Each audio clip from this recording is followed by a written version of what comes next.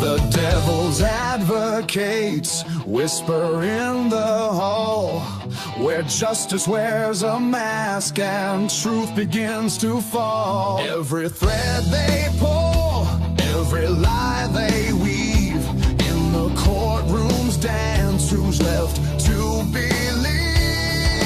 Oh, the devil's in the details, hiding in plain sight, innocent until the gavel steals the light. True crime echoes through the hollow night, fighting injustice with no end. The devil's in the details, hiding in plain sight, innocent until the gavel steals the light. True crime echoes through the hollow night, fighting injustice with no end in sight.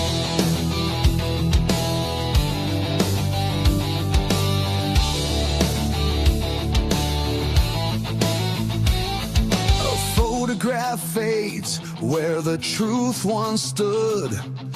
Blurred lines between the bad and the good. The scales they tilt with every silver tongue, while the broken cry for a song unsung. Black robes sway like shadows on the wall. One wrong word and the mighty fall. Who's a sinner? Who's a saint? The jury's out, but the verdict's faint. Oh, the devil's in the details, hiding in plain sight, innocent until the gavel steals the light. True crime echoes through the hollow night, fighting injustice with no end. The devil's in the details, hiding in plain sight, innocent until the gavel steals the light. True crime echoes through the hollow night, fighting injustice with no end in sight.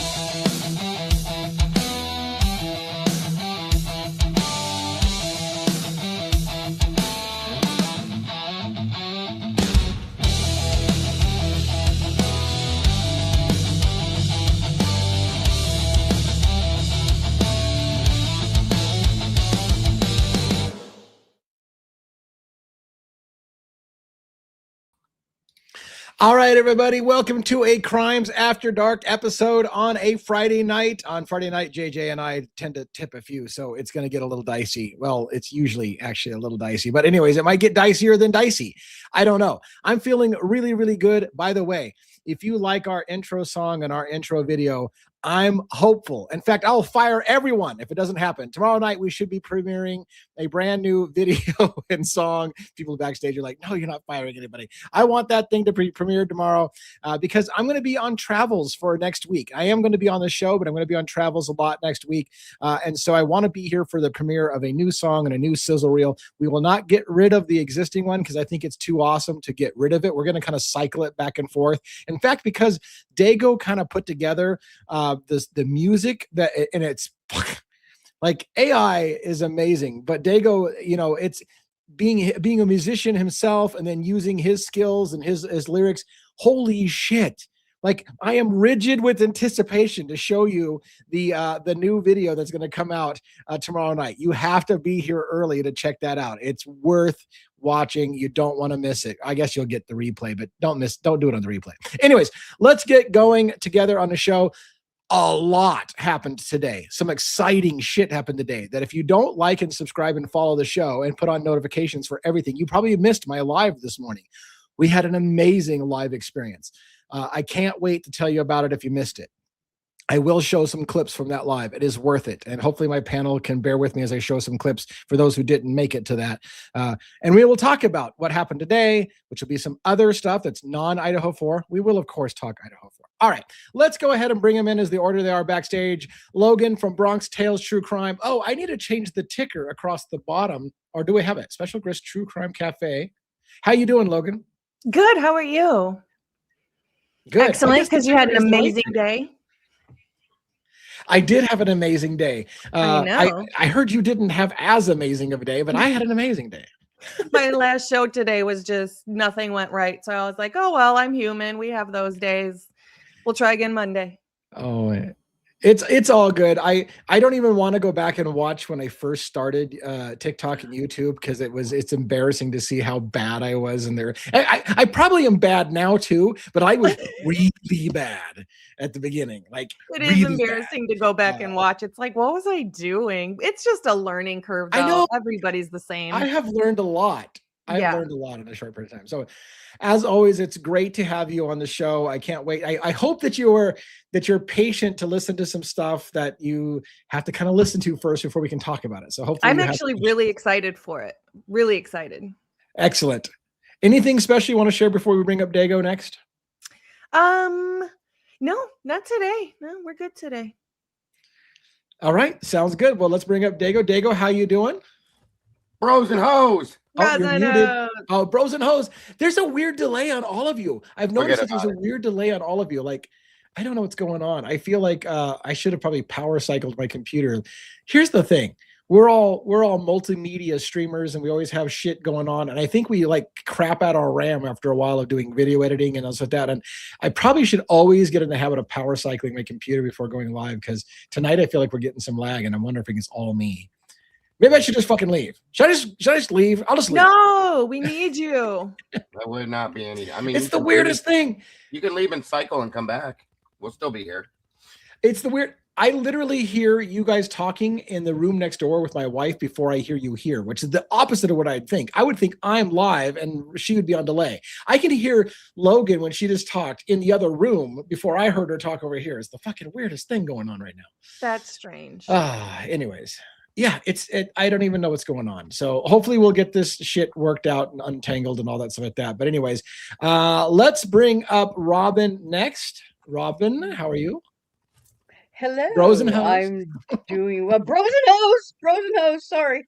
Bros and hoes. Good job, Robin. It's good to see you.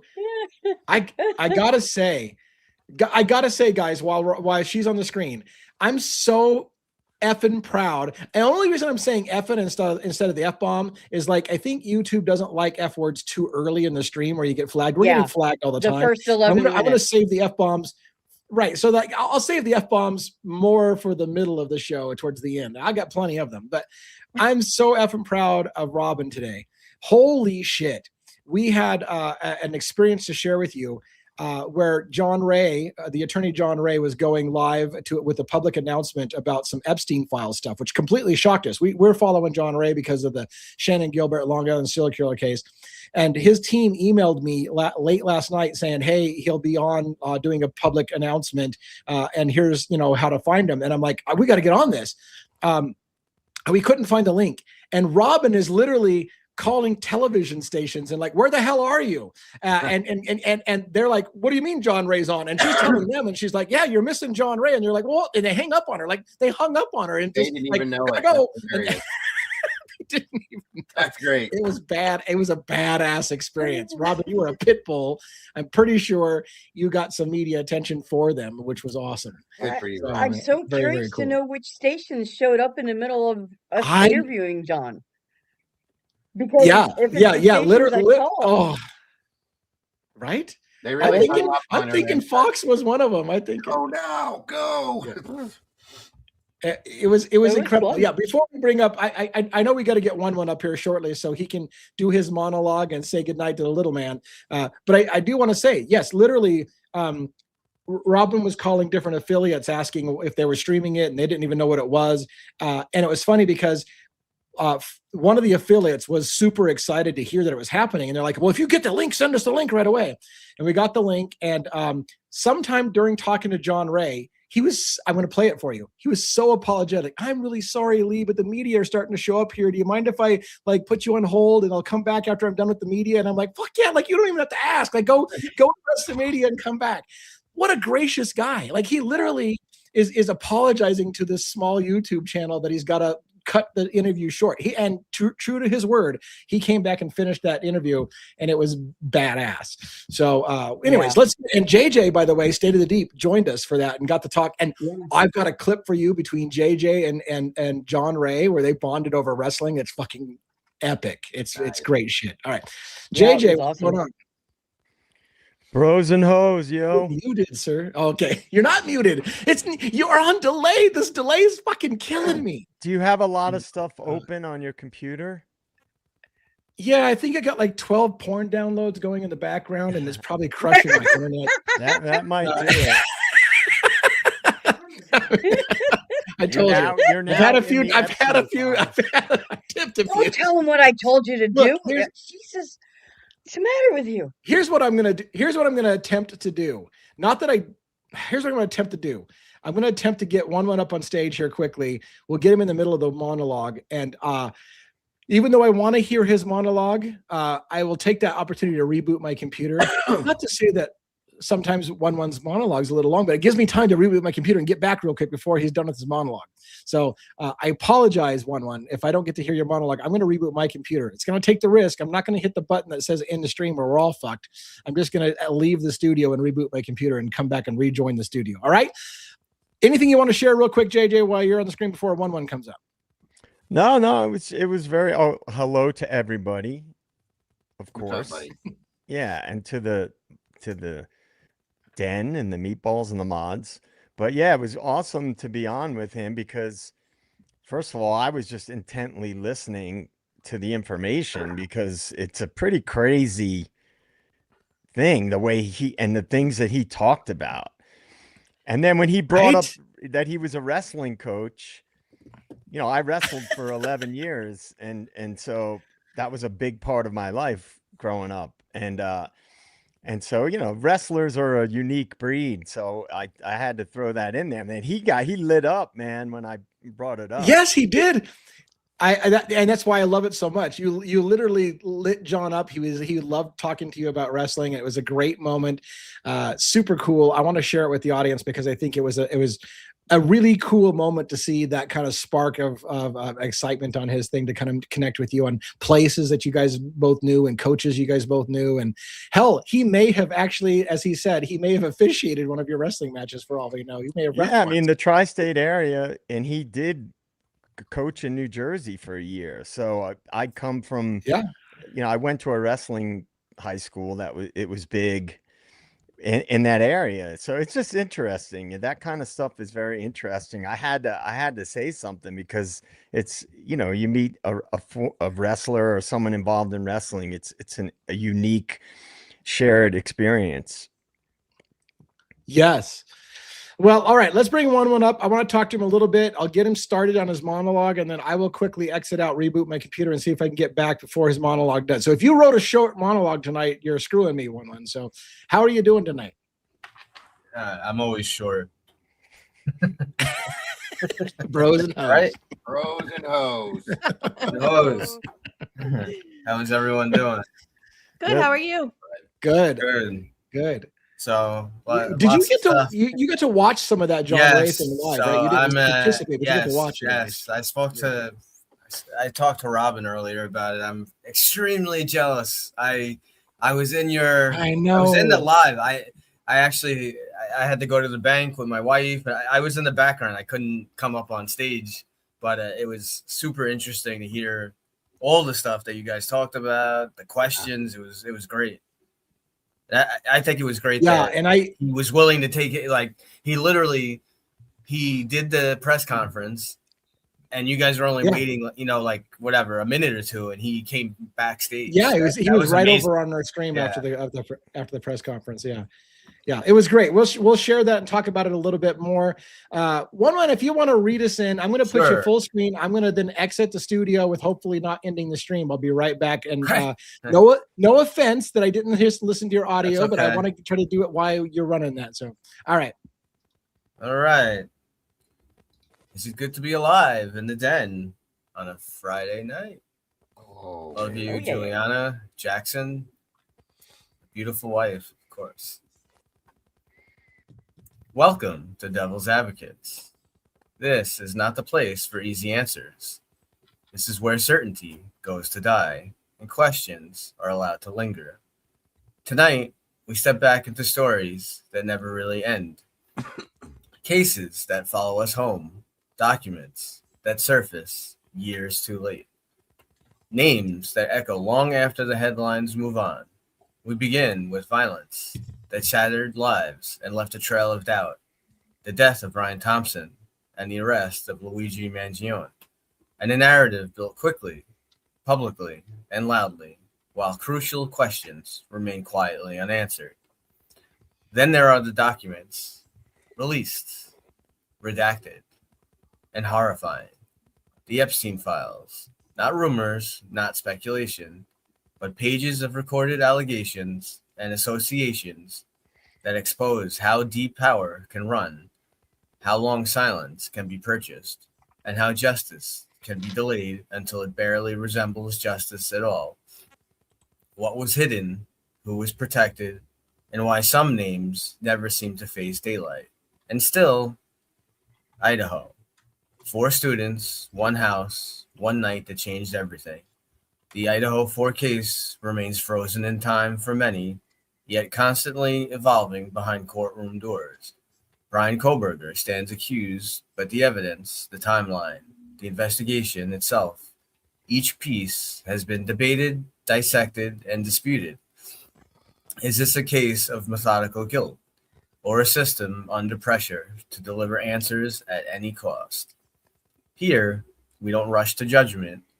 We don't accept narratives just because they're repeated. We examine what's known, we question what's missing, and we shine a light on what others would rather leave in the dark. Because truth is rarely clean, justice is rarely simple, and silence is often the loudest clue of all. This is the place for uncomfortable conversations, for unpopular questions, for standing in the gray when the world demands black and white. So listen carefully, think critically, and decide for yourself. This is Devil's Advocates. And with that, live from New York, it's Friday night. Yes, it is. Yeah, 1-1. All right. Good job, 1-1. Excellent. Yeet, yeet. Yes. Good night, Jackson, Julian. Good Aw. night, Mrs. 1-1. My little, Aw. good night, little 1-1s, and this is 1-1. 1.5. 1.5.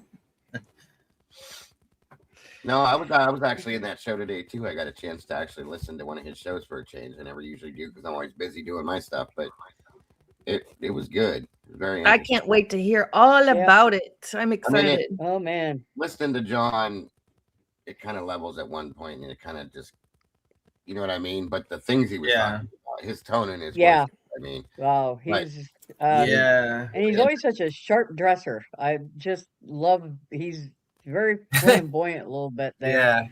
So I just think you what a sound great little bit low, experience. Dago. What, hon? You said your volume is a little low, Dago. Do I need to Low? adjust you in here? Is that any better? Wait a minute. You're here. Okay, do it again. Hello? There you go. Better. Sorry about that. There we go. No, that's not your fault. It was StreamYard. StreamYard had you, like me the other night, last night, whenever. So, Yeah, StreamYard's it was, pretty good.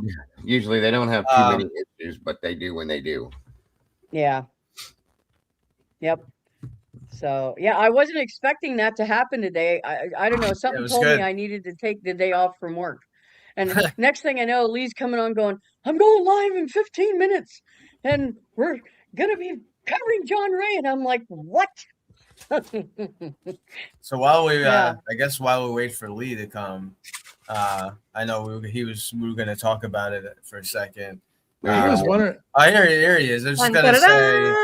I was wondering why you guys were all ignoring me. I've been talking to Logan. I didn't even know you were back. I'm like, fuck, I guess you just ignore my ass. Yeah. I can't see you because all the stuff on the. Let me get rid of this. So crap. there's a lot of creators out there. We talk about this many times. We bring it up. You know, there are different opinions and different ways to show things. We don't always agree with everything, but there's a respectful way to debate. So here on our show, we respect all creators. You know, if you want to have a good debate, come up on stage. We don't bash other creators. If there's something that someone shows or they're talking about that we don't agree with, we may mention someone, but we do it respectfully. So I just wish that more people in our world here would get along and work together. You know, like Dago, I agree. Logan, and Lee. They, you know, we all have their own shows soon. State of the Deep over there. It's about collectively working together for the truth. That's what we're here for. So this bantering back and forth, I don't know. You're not going to get anywhere by doing that. I've said that for years now. You're not. So let me say this real quick. We are working on trying to make sure we pin more comments, but tonight we have a lot of clips to show. If we don't get to your comments, I am planning on doing, if I don't hit the wrong button tonight, I plan on doing some of that fireside chat where I take some of your comments that we didn't get to for the night and talk about them one-on-one. So if you, a lot of you have really liked that format. So I plan on doing Crimes After Dark. The problem is that the last few nights, again, we keep getting flagged for inappropriate content. And then when they do that, I can't look at my chat until they get done reviewing my reviews. But if I stay in the studio and I don't hit the exit button, I've got my full chat. So I'll have to make sure I don't hit the exit button, or I'm going to have to wait 24 hours or something for them to get around reviewing my video. I really think that somebody's doing it to try to kill our channel, and it's pissing me off. But you know what? I shouldn't even say that because it just gives them more power. So fuck off. Anyways, there you go. Are we 11 minutes in? Yeah, we're yep. Yeah. Toddlers will be toddlers. It is what it is. Drop them F-bombs, everybody. So I want to share with this. I want to tell you a couple things. So what happened was John Ray has been on the show again before because really because of Robin. When I got into the Long Island serial killer case, she encouraged me. I just brand new to everything. And she's like, you should reach out to John Ray, you know, the attorney for Shannon Gilbert's family, and see if he'll talk to. And I'm thinking, you're nuts. You're like, I'm not going to just read. I'm a nobody. I'm a tiny channel. I'm not reaching out to John Ray. But for some reason I thought, well, what the fuck do I have to lose? So I wrote a professionally crafted email to John Ray. And I got to tell you, it was a surreal moment. I got a phone call the next morning and this guy says, hi, this is John Ray. Is this Lee? And I'm like, and I got such fucking stage fright. I was like, oh my God, like John Ray's on the fucking phone with me, like right now. And it took me 20 minutes to get the nerves out of myself to even talk to the guy. Like, I can't believe he just called me back kind of thing. It was crazy. It was a great moment. Later on, I went out to New York and met One, and I put boots on the ground in Luigi Mangioni's case, and I went out to where Brian Thompson was shot and killed in front of that Midtown Manhattan Hilton, and I went on the rail. You know, the what do they call it? Now I'm losing my mind on the name of the rail that I took. No. The Long Island Railroad. Yeah, the Long Island LIRR. We call it the LIRR. That's what the Lear. That's what I was looking for. The Lear. That was what I was searching for. The Lear. I had so many. I was terrified. I was even terrified about that. I was terrified going to New York. I'd never been to New York, and I was like, I'm a little small time guy in a big city. I'm going to get knife stabbed, killed. I don't know. I was terrified, but I sucked it up, Buttercup, and I sat in John Ray's office, and we had a one-on-one conversation in the Miller Place office where we're going to see he shot the video from today. So real quick to set this up for you guys, and I realized my panel, I got to make room for my panelists to talk, but obviously I'm super excited about what happened. I got an email after from John Ray's team saying, hey, John Ray is going to be making an announcement about Jeffrey Epstein. I'm like, what the fuck with Jeffrey Epstein? Like, I didn't even know John. Here's the thing. John Ray's name surfaced in the Jeffrey Epstein files several times, and people from Sweden and all over Europe started calling John Ray, asking why his name is surfacing in the Epstein files. That's what kind of led to this whole thing, and we're going to talk a little bit about that, about how John Ray's. And by the way, if you're going to end up in the Epstein files, the way John Ray ended up is the fucking way you want to do it. He ended up because he was putting pressure on the attorney general to do something about something, and they didn't do it. And so people were like, why the hell didn't they respond to you, John Ray? So he's in the Epstein files for the right reasons, not because, oh my God, it's an embarrassment, I'm in the Epstein files. He's in there for all the right reasons. So I want to share with you a few moments, clips. One of them's pretty lengthy. Lee, before you do that, we got 2 donations. Yeah. I don't mean to interrupt you. So first we got Michelle Rowe 740. She gave $5. Thank you so much. Yes, thank you so much. Was it? I don't know if it was to you or. Oh, and it is to us. It is to us. Yeah. And they like the Cobain case. Look at that. The Sunday night. I'm just going to quit my channel. These guys are taking over my show. You guys want fucking Sunday night? Well, who cares? Lee's not even here. I'm fucking. Anyways, thank you for supporting that. I love the Kurt Cobain show kind of stuff. I love that they've got a case that they cover where I'm not covering it. So I think it's a super cool break from the channel. Real quick, I want to thank Michelle F. for her super chat as well, and thank you for the well wishes to getting better. Thank you, Michelle. God bless. We love you. Yeah, and that's Michelle If's there, and we got Michelle Rowe with another gift I've noticed. And so thank you for all of the support and the love for the channel. We really appreciate that very, very much. It makes the wheels go round and round. The wheels on the bus go round and round. Yeah. All right. So let's see. What I want to share with you for the moment is, again, so we had a hard time finding John Ray. In the email they said, and it was great. It was personally addressed to me. Hey, Lee, John Ray is going to be talking about the Jeffrey Epstein press release tomorrow. And I'm like, oh my God, what the hell is this? And they said, we'll send you the link in the morning. Well, I never got the link, and I had the phone number of his assistant, and I was texting her. I didn't want to call because I figured they're busy with media and all that. So they weren't responding to the text, and we're live. I went live a half hour before it was supposed to go live. About 15 minutes into when it was supposed to be there, I'm panicking. I'm like, oh my God, we missed the whole thing. Maybe they didn't do it. We don't know. And then their team emailed me, here's the link. He's on Twitch. Go over there. So we kind of came in the middle of the Twitch thing. And thanks for the super sticker as well. Appreciate that very, very much. I love that.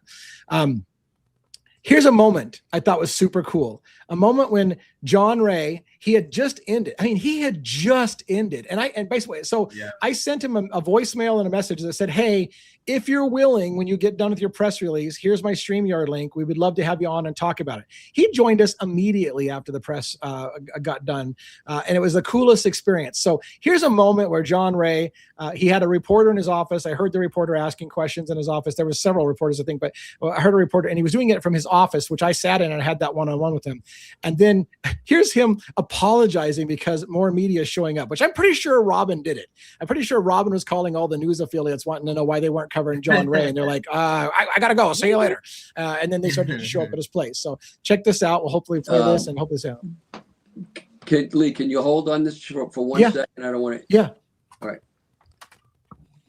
And here he goes. He's silently talking to he's calling the media in. See how he's waving the media in and finishing our chat while the media is coming into his office.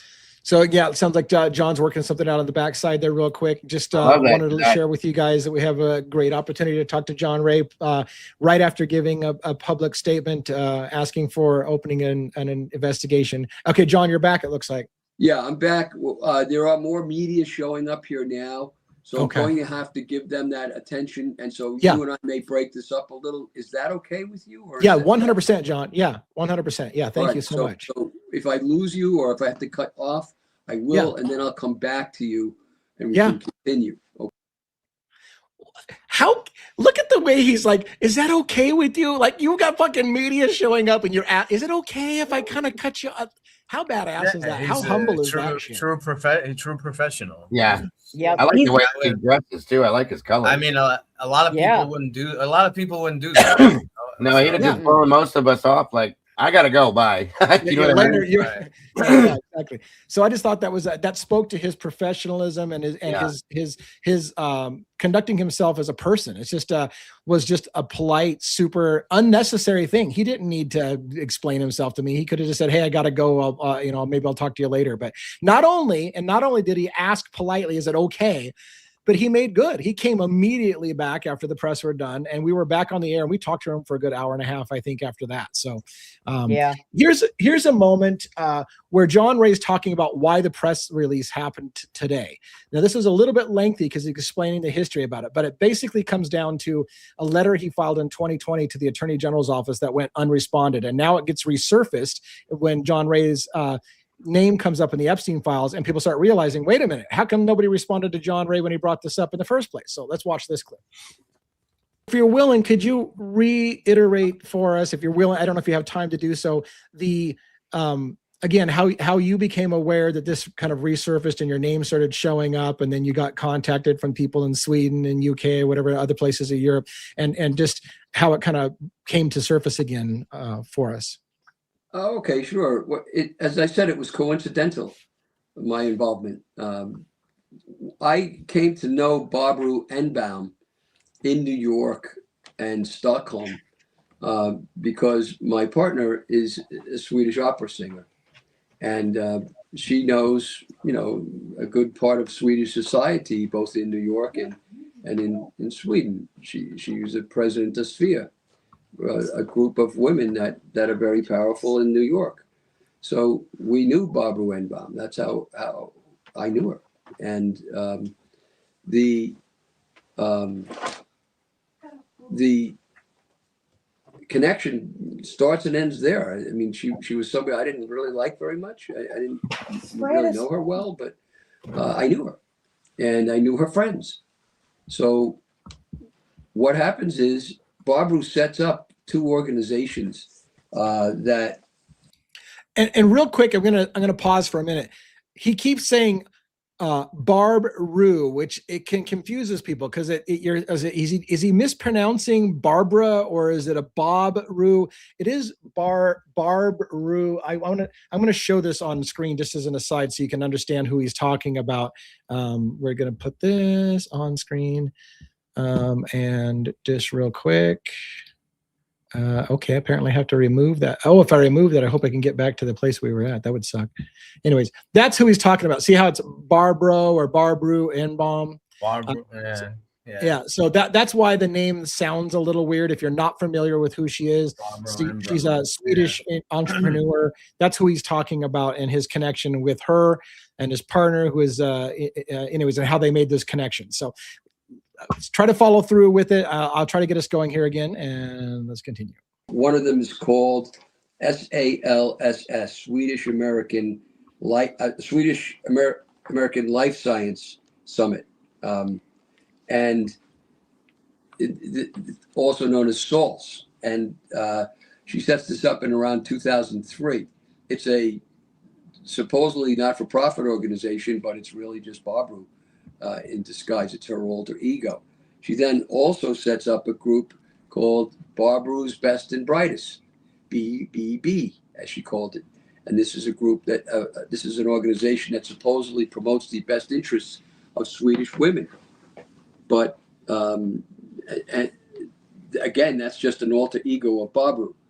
I knew of both of those organizations, and it never made any sense to me that they existed. For example, this SALS organization was supposed to be something to promote biochemistry and life science, whatever life science means. And it made no sense that Barbara had any involvement with that at all. And then, of course, it turns out it's really just kind of a front for what Barbara was doing. So anyway, she sets up these organizations and she holds these summits, as she calls them, which are nothing more than grand dinners. And at them, she would have various musicians perform for the guests. And this is where it's going to get really interesting for those who aren't familiar with Jeffrey Epstein. He's going to start to outline how he started to learn about how Barbro or Barbro, or how you pronounce her name, started to provide young girls, Swedish girls, coming in and being provided to American businessmen for, hey, I want a pretty little intern to work for me for a year. And so she would arrange these arrangements for Swedish girls to come in and work for rich American businessmen in the New York area. So we're going to talk about that. Now, the guests were very wealthy CEOs of Sweden and of international, import from all over the world, including America. And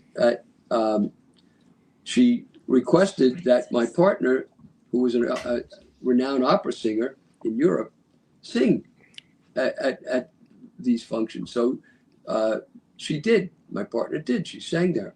And that's how I ended up being there. To come and see her sing. And when I went to one of these summits, the composition of the gang that was there were a large gaggle of men, older men, who were in their 50s and up, and some of them very old and very wealthy and can comment. And by the way, this John Ray, while a high-profile attorney who's been involved in very high-level things, somebody was like, "He needs a better cameraman." I shit you not. I'm going to make an offer. I'm going to fly out to New York and bring him a studio set up to improve this thing for the future, kind of thing. He's been in some major cases, and usually, to be fair, he doesn't shoot his press releases from inside of his office at his home office, kind of thing like that. But I was like, I need to go out there and get this guy some lighting and some better thing than the computer in front of him. Love the guy, love him. But somebody was like, why the hell does he have like a laptop in front of the screen and they're shaking the camera all over? But anyways, it is what it is. Keep listening. This is good stuff. There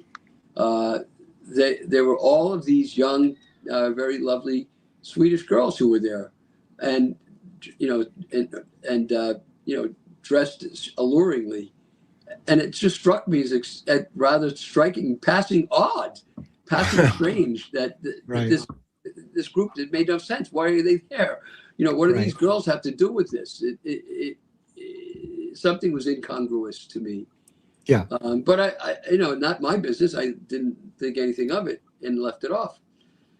However, in 2002, she named the Man of the Year for, I think it's for the BBB.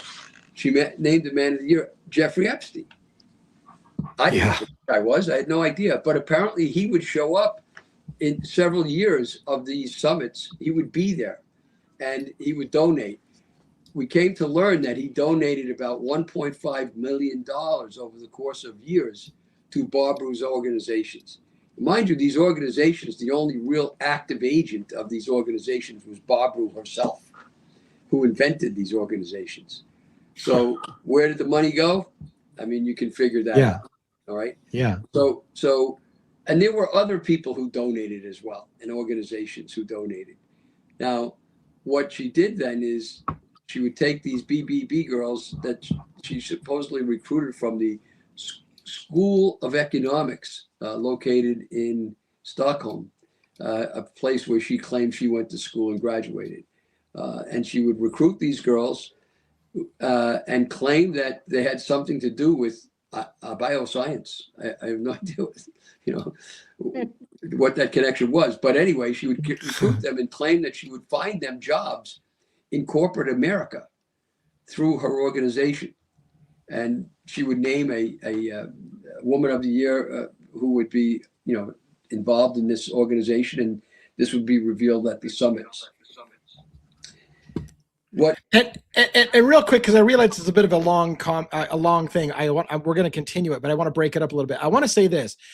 I hope to God you'll understand this is no disrespect to women whatsoever. That what I've seen, because pretty women can be absolutely 100% professional and smart as a whip. But there's a lot of agencies where literally the men, the wealthy men are like, I don't give a fuck whether she has any skills or not. If she's hot and she looks a certain way, I'll hire her. And they'll fake her resume up and they'll be like, they'll just put the trophy piece in the office. And again, no disrespect to women. There are plenty of smart, beautiful women. But this agency is running that kind of thing where they basically just kind of fake the resume and say, oh, you want a hot bimbo for your office? Then we'll send you this one and we'll make her resume look good. Kind of thing. All right. We got two right here, Robin and Logan, right? Right. That's exactly. We just said, hey, look, I don't care if you guys have any skills. Just come on to the show. Yep.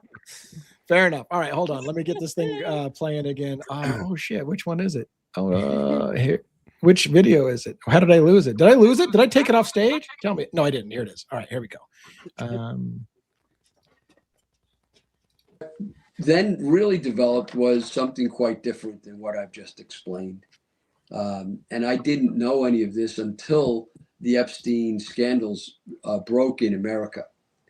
And that was that these girls were being provided repeatedly to association with Jeffrey Epstein at his apartments in New York, at his apartment in Paris, and other places. And they were asked to dress in certain ways and to behave in certain ways for him. So that emerged. And as well as I said, I knew the people who knew her. So I would hear firsthand, secondhand, various things that would go on with her. And it became obvious that what she was doing was creating a honeypot for Jeffrey Epstein. Yeah. And so there's one woman, for example, who was interviewed who said, was one of the girls I'm talking about, quote, "We were asked to dress in a dress and high heels while Epstein was in sweatpants at his leather room in Paris, where some of them were actually required to dress up as little schoolgirls and serve him tea." Oh, wow. All right. And champagne was served to them by him. So you can see what's going on here. Yeah. Well, comes around 2020 and the Epstein scandals have broken. Epstein's been, I think he's been arrested by then. And the first or the second time, because he got arrested twice for trafficking women. I'm trying to get the time. Do you remember if he had been arrested once before and kind of got off on it with the hand slap, and then again a second time before he killed himself? I guess. He gets convicted of sexual abuse of a 14-year-old girl in 2008. He's convicted. So he is a sex offender officially as of 2008. Now, he originally was charged, I believe, with raping her. Yeah. But, you know, with his lawyer's work, he got it knocked down. But he still ended up as a sex offender. So here's Barbara Wenbaum still using him and getting money through him after he is already now a registered sex offender in the States, the United States, and still associating with him and bringing these girls to him. Yeah. So that, you know, who would do that? Some of the people you've read about who've been involved, who were connected with Barbara as well, by the way, were bringing their children around this guy when they knew he was a sex offender with little girls. You can tell the corruption, on the level of corruption that exists on the elite level in those regards. You know, try to find a moral person amongst them. It's not easy. So, yeah, that's a clip. I want to give time for the panelists to talk about what you think about that whole thing. I think I want to go to the leather room in Paris. No, sir. Sorry. I mean, if you'd like, I'll dress It's up like a little insane. schoolgirl for you. But anyways, yeah. I mean, basically, I mean, basically, sounds like this Barbaro was basically like she was like in charge of like a hub of. She was basically like had her own like little kind of Epstein type island, but in Sweden. There, Yeah. You're like, Well, she's like a hub. It sounds like she's like a hub. Yeah, and Robin, we'll play that clip. I think Robin's going to ask her that directly. Like, is she running like everybody out of Europe through this Swedish connection to the U.S.? And we'll play Robin asking that question as well. What do you think about this whole? I mean, I don't know how many people know about the Epstein thing. I'll tell you this, by the way, as an aside. I don't think John Ray is even fully aware of how big the Epstein thing is. He was kind of looking at it from this one sexual predator angle. And when Joe from State of the Deep started asking him questions about CIA and connections with the government and Israeli Mossad, and he's just kind of like, I don't know anything about that kind of thing. So, because I think he's very limited on. He even said, I'm not an Epstein expert kind of thing. So, and as he said in the interview, I didn't even know who Epstein was until he kind of surfaced in that first thing with these girls, and he's like, who the hell's this guy kind of thing. So I think in a way John Ray's a little on the outside of the Jeffrey Epstein thing in particular, but he brought this to the attention of the then Attorney General Bill Barr, and we're going to talk about that in a little bit as well. But what do you guys think about this whole running girls from Sweden for a rich American businessman to be the little bimbo pretty girl in your office? That is that something you think happens a lot? Probably. I think it does, but it sounds like she's kind of dang near a madam almost. Yeah. Yeah. Absolutely. That's the best way to put it, too, Logan. Best way to put it. Yeah. It's sickening. It's disgusting. Truly. I mean, people get a lot of time for being a madam or a pimp or whatever. You probably are too young to remember this, but do you remember a name, Heidi Fleiss? Do you remember? Oh yeah, I read about pandering. Yeah. The one thing I'd be interested is I don't believe he's come up yet, but it would be crazy, right? If Rex Horman somehow had some kind of involvement with Epstein. When you said that, I mean, you're like, only, what if Rex Horman's name is in the Epstein? I believe they only, you know, with all the redactions, and I don't know if you guys looked through any of the files, or even there's a lot of stuff, but they only released like 1% of the stuff anyway. But if Rex's name comes up, it's like insane. Well, I wouldn't be overly surprised, to be honest with you. No. Go ahead, JJ. What do you got? No, a lot of what I refer to as the power structure, some people call it the elites. You know, they have a system in place, and many people who are way more educated on it than I am have talked about the fact that a lot of the appeal of Epstein was that he would bring people together. He would have these elaborate parties with these girls. So he would also be doing financial deals with people, because he had worked for Bear Stearns in New York. And so a lot of times these people are very powerful, but very wealthy people. And he would provide them with access to these beautiful young women, and then put the blackmail thing aside for a minute, because he did have cameras in his New York townhouse and all those things. But I can't remember off the top of my head who was speaking about this, somebody that's really knowledgeable about it. But so now he's got these people that are like, oh, this guy's all right with me, because he's providing them with a service essentially, right? And so, but he's also doing financial deals with them as well. And apparently he was known, as it is, you know, talked about in the One Nation Under Blackmail books. He was known for being able to move money around in a very strategic way. So a lot of these people that he was doing deals with, he's now all of a sudden, they're sort of ingratiated. He ingratiates himself with them.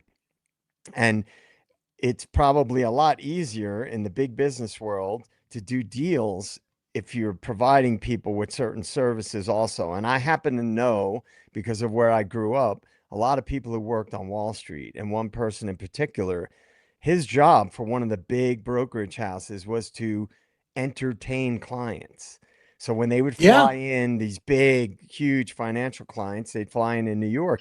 He was the guy who would take them out and to dinner, and he would do other things as well. He knew what they liked. And like basically what's called in the corporate world a relationship manager. And essentially that's what Jeffrey Epstein was, except when you learn more about the case, he was connected by every account to intelligence. I mean, in fact, his first case in Florida, before he was convicted, they were like, oh, I was told to stay away from this guy because he's intelligence. Right. So I'm sure anybody who followed that case knows about that. And I have to say, as an aside, Joe, I've met multiple women who have told me their job was hired as a public relations person for their company, and their job entailed being sent to essentially cocktail parties with clients to look pretty and to get drunk with the guys and to flirt with them and make them think they had a chance. She wasn't required to sleep with them, but all she had to do is represent the company and give them the impression that they might get lucky that night. And she just goes out all night long having drinks with them. They pay for all her drinks in her tab. And that's her job for the company, is to make the clients feel like they might score. And that was part of how to schmooze your clients and make them think that, if they stay in this business, that maybe I'm going to bang that chick someday. It's just like, I think it's part of a lot of business practice. What they do, those PR people, is they pay for everything. Yeah. So the client comes in, they have everything set up. They pay for dinner, they pay for drinks and any other extracurricular activities.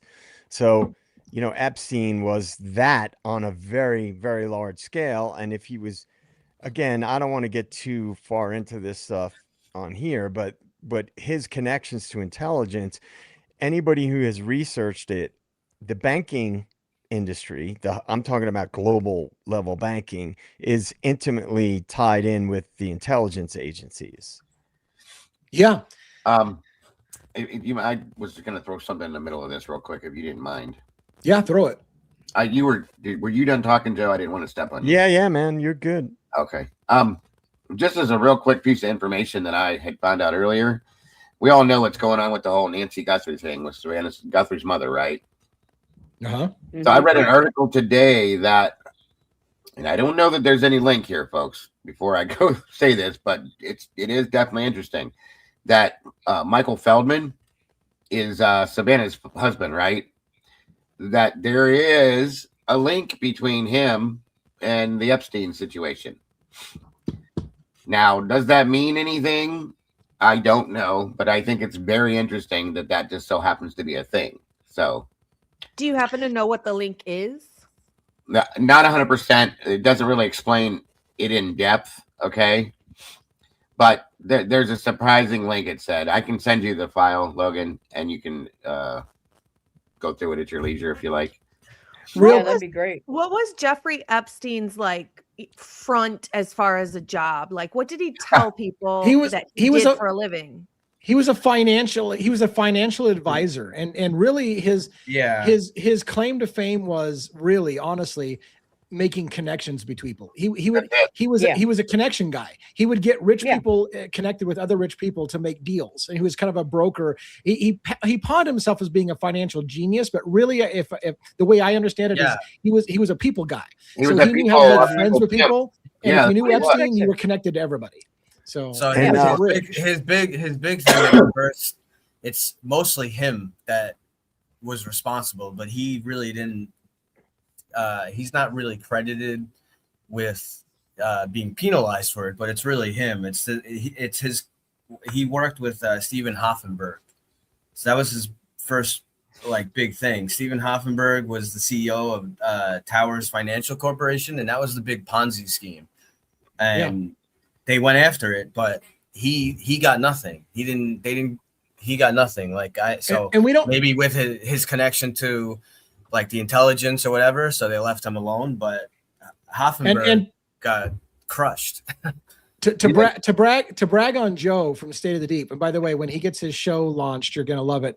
To brag on Joe, I knew a little bit about Jeffrey Epstein's sketchy resume and whether or not he had the credentials. And at some point in the interview, and I think we have a little bit of a clip of it, Joe and John Ray kind of wax about whether or not Epstein really had the credentials to do what he said he was doing. His resume was sketchy, and they kind of get into that a little bit about look, he wasn't as smart as everybody thinks he is. What he was good at was the social guy. He was a social guy that made friends and arguably provided underage women to people, and everybody wanted to be his friend because if you had a little kink, he could provide you that kink. That was his thing. You got a little something for that? I can hook you up with that. That was his job, to provide wealthy people with what they were. Remember that I brought up to John that Bill Barr's father was the one who hired him at the Dalton School in New York City, and I believe was the one who helped him. And he was not qualified for that job at all. This is like the top prep school in New York City. And then he had no background to be in that position. And then he was also, William Barr's father, I think maybe John Barr. I apologize. I can't remember off the top of my head. Maybe somebody could check it for me, but who had worked, I believe, for the CIA in the past. He was also the one who got him connected with Bear Stearns, which, if you guys don't remember, Bear Stearns was one of the biggest financial houses in New York City. And if you're old like I am, the Ivan Boesky whole thing that happened was Bear Stearns. And I didn't know anything about this world, but one of my best friends worked for Bear Stearns, who also went on to work for Blackstone. So Barr, Donald Barr was his father's name. Donald Barr. Okay, thank you. 1-1. So he, by all accounts, and by the way, Epstein did not have the resume to get the position he did at either the Dalton School or at Bear Stearns. And that was something that we talked about with. Yeah, you and John talked about he really didn't have the credentials to get into that world. And they basically kind of, again, it was one of those cases of it's not what you know, it's who you know with Epstein. He knew the right people, and he got kind of the skids greased to get into the right places and make the right connections. So I think it's what JJ said. The big thing too, other than the connections, what you guys are talking about, the big thing that I was watching some interviews yesterday and the other day. He's really good about moving money around. So that was the big thing with some of these, these really wealthy CEOs and these big financial guys. They want to make more money. So it was like trying to hide from taxes and hide money. And he knew all the ins and outs of that. Go ahead, Real Joe. quick, I was curious, and not to be weird, but Robin and Logan, like, just out of curiosity, what are your thoughts as women on this situation with what we've heard and know so far with this, if I can ask? Well, obviously, I think it's disgusting. No, go ahead. Somebody just said in the chat that Ghislaine teaches etiquette class in prison, which is fucking wild. Right. What? Oh my God. I'm not surprised. You have to teach, lady. Right. No, it's horrible, and it ruins so many lives, and then their families' lives, and it's just such a domino effect of ruining so many people when you do things like this to them. I mean, whether it's people willingly being these type of girls or not, it doesn't matter. It's traumatizing. No, and it teaches women that it's okay. It from the time they're little up, this kind of behavior towards women is okay. And for Jeffrey Epstein, I mean, this has been going on for eons, but for the people in this country, the men and women who let this go on, I don't care about your politics or whatever, that let this go on. This is just disgusting and horrifying for these women, and it has to stop. It has to stop, and it does happen to men too, by the way. It does. It does. Not as much as It women. does. It does. As much. I mean, in fact, as far as it happens to men, I mean, oh my God, I don't know, on a side tangent, but P. Diddy's trial had a lot of male escorts that were brought in to parties and stuff like that. Men are trafficked and used for money. We don't think about it much. We always think about the women being abused, but men are abused in this system as well. It's just for some reason our society tends to think that men can't be manipulated. I think about 50% of the civil lawsuits that he has, it's a little over 100 civil lawsuits. They're all male. He's right. And I only asked this question about with Logan and Robin too, because women are still, it blows my mind. It's 2026 and women are still so suppressed in so many ways. Okay. They really truly are. And it makes me sickening to see it. Everybody that follows my community knows how I am about that kind of stuff. Lee, I know you're the same way as well. We've talked about it, and it just blows my mind. And I think things like this, seeing this, it implodes my mind that this type of shit still happens and it's still allowed in some aspects, all because of money. It's truly all because of power and money, like everything fucking else in this world. And by the way, I don't. Go ahead. I don't know the context behind that comment. What lasted 2 seconds on this comment? What lasted 2 seconds? I don't know the context of that. What was said before that? I think people in the chat were referring to that. I was hogging up the discussion about this particular thing and wasn't letting people talk. And I wasn't doing it intentionally. It was just commenting on what we spoke about earlier. Look, if that's the case, let me address that real quick. We're a panel of people who talk for a living. So getting us all to shut up is really, really difficult. We talk for a living. All of us have full channels that watch us and want to hear our opinions. So it's no sign of disrespect. We're used to giving our opinions. That's what we do for, well, not necessarily for a living. Some of us have other jobs, but you have to understand we're kind of we're taught to give our opinions because that's what people are signing up for our channels to watch. So there you go. What's interesting, I don't know if interesting is the right word, but I guess disgusting. There's a million words I could say. What's really crazy about this Epstein stuff, that came out is we know that Epstein is a sexual predator, right? He's convicted. his first case that I guess 2008 in Florida. I know it was a crazy amount of charges, and it wound up only being one charge that he got. You know, he made like a plea bargain and whatnot. Yeah. But when you see some of this stuff, some of these people who are involved in this further stuff, you know, before later on, after he's been already convicted. So Right. he's already known as a sexual predator, and you see these super wealthy people, and, you know, we're not afraid to name them, some of them either, you know, that are there. Elon Musk, Bill Gates, some of these people are like, they know that he's a sexual predator. And I mean, there's an email thing that I was reading, you know, that someone was covering. Elon Musk, no, we don't, you know, you always have the presumption of innocence, right? Until you're actually convicted, right, of whatever it is. There's an email chain where he's actually ordering girls. He's trying to order girls through the email. It's the proof. It's right there. I mean, you know. So for anyone who likes Elon Musk or anybody else that's named in these files, you have to sit and ask yourself, what kind of people are they really? I don't care if it's a male, a female doing this. You have to sit and ask yourself, and do I really want to support that person? I don't care if they're an actress, if they're an actor, if they're a politician, if they're a wealthy millionaire or whatever it is. I mean, that's the only way we're going to change this shit. That's the only way it's going to change, is if we stop supporting the people who are perpetrating this stuff, and who are, you know, if we withhold our dollars, because that's all these people understand is money. Real quick, first of all, it looks like Bronx. Logan, you gave some memberships out on your side, so that's great. I want to address something really quick.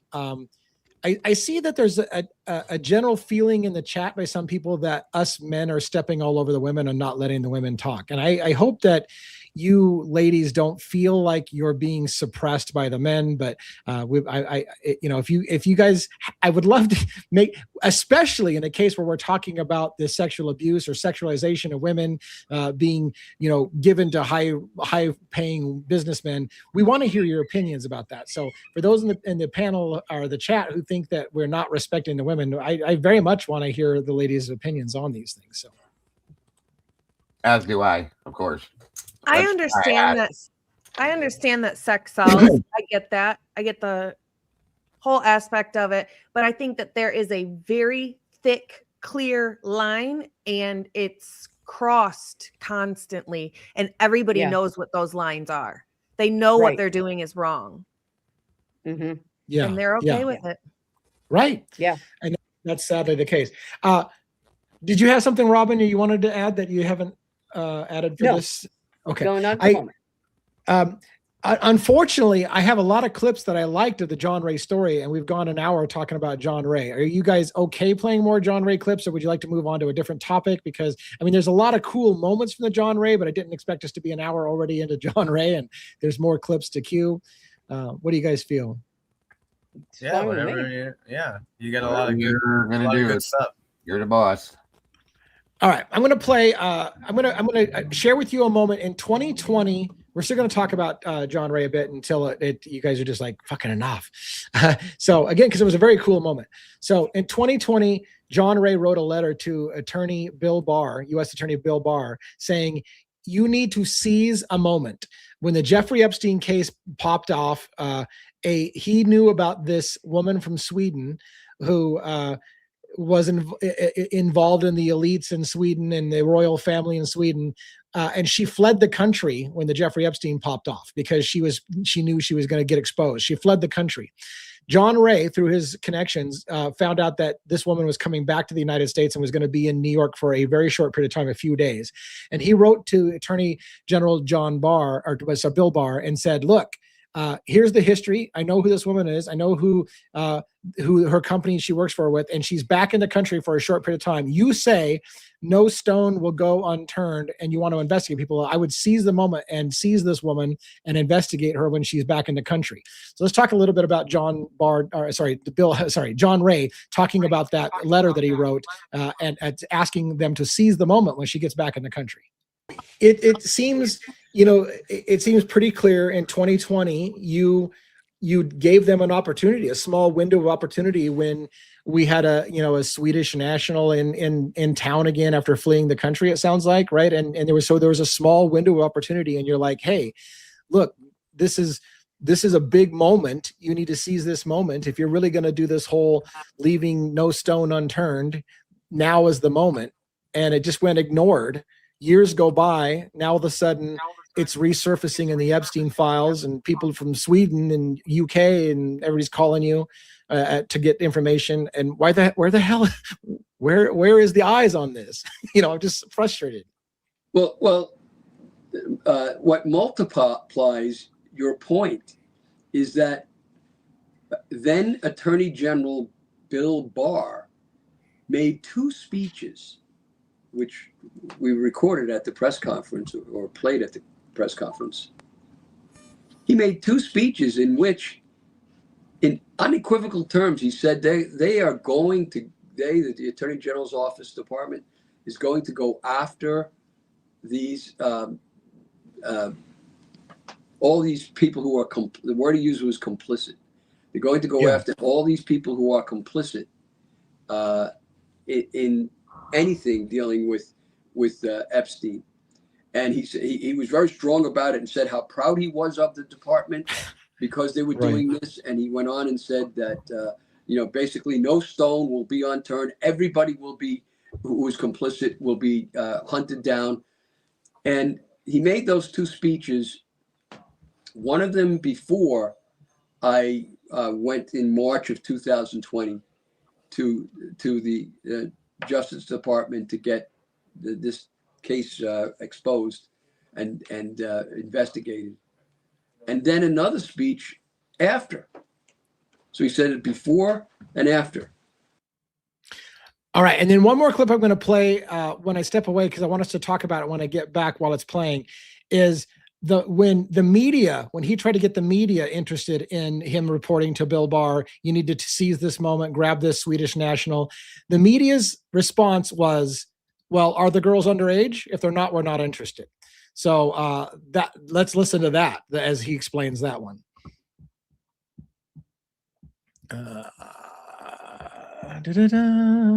Wow. Yeah, I know. Wow. It's a damn shame. I was saying that before that Barr's speech was on both sides of my letter of complaint to him, and the letter where I said there's an emergency. You should get a hold of Barbara Enbaum as a person of interest right away. She's in New York for a short period of time. I knew that, and told him to move on it. They did nothing. The only thing they did is they contacted me and said, John, do you know the ages of any of these young girls who were involved? And I said, no, I don't know them. And it was an odd question because I had already answered that question in my first letter.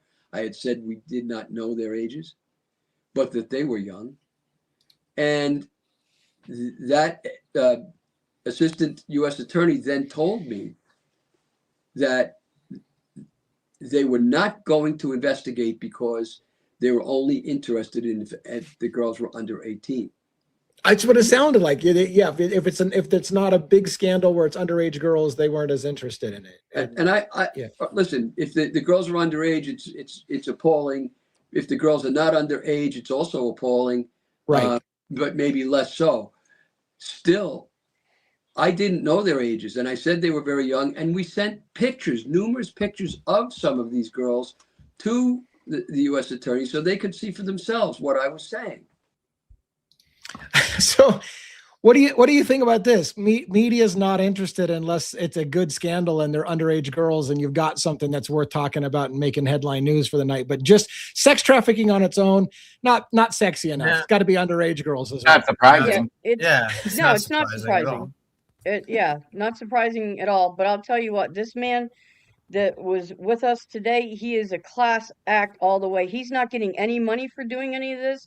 He doesn't ask for anything. All he wants is to get to the truth and to help these women and any victims. And I just cannot say enough about him. He is just a tremendous human being. In the interest of time, I'm going to skip one of the, at least one, maybe more, of some of the clips I was going to play. I want to play a moment where JJ from State of the Deep goes straight up fucking CIA, conspiracy, government, fucking high level shit on John Ray.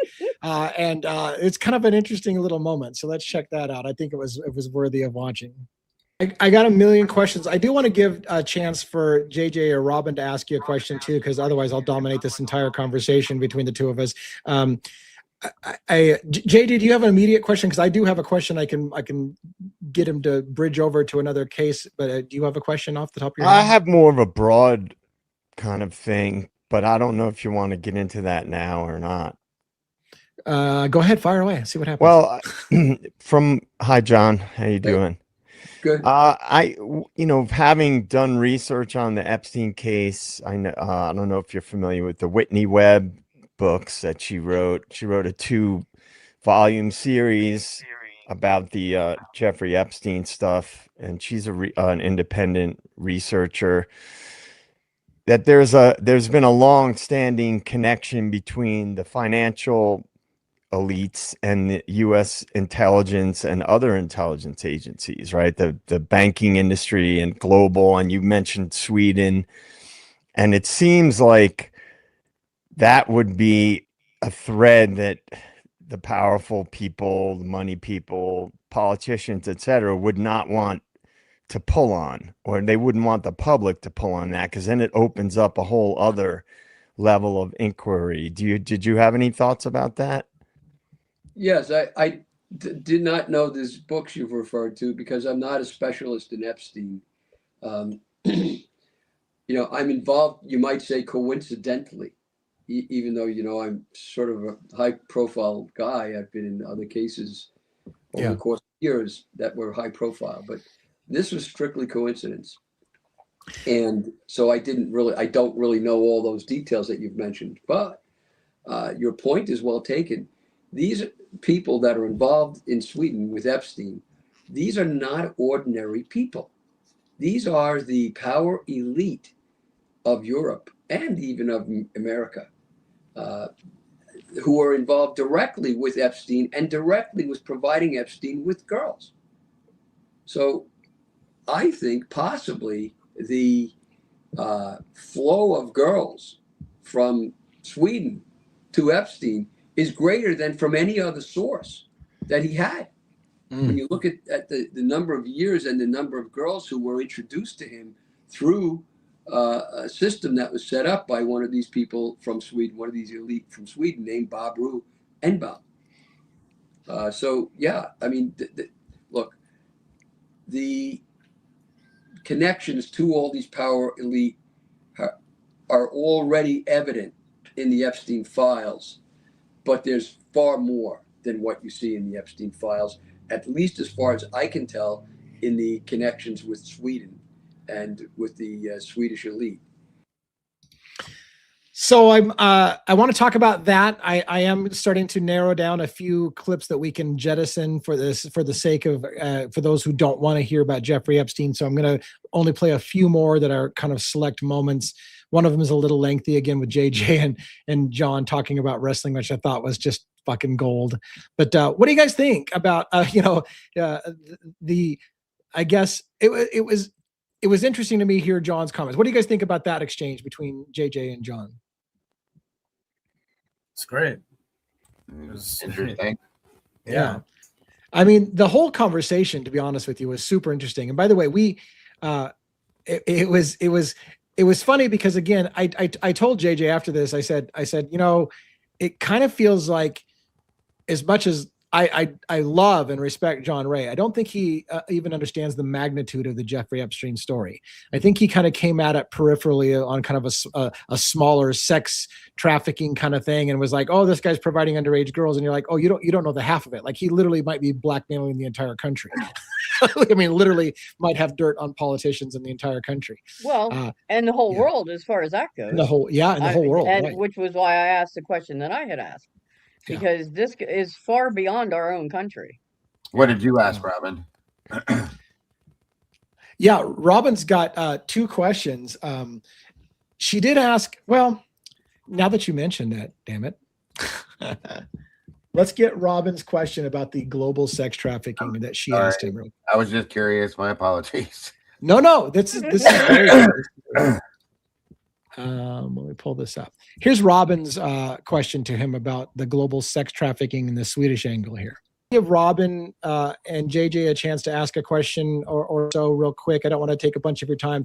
I know Robin also is a big Lisk Long Island serial killer case follower and knew all about you and told me all about you. And I think she's the one that actually pushed me to reach out to you in the first place and said, you ought to see if John Ray will talk to you. So Robin, did you want to ask any questions, of John Ray while you got him?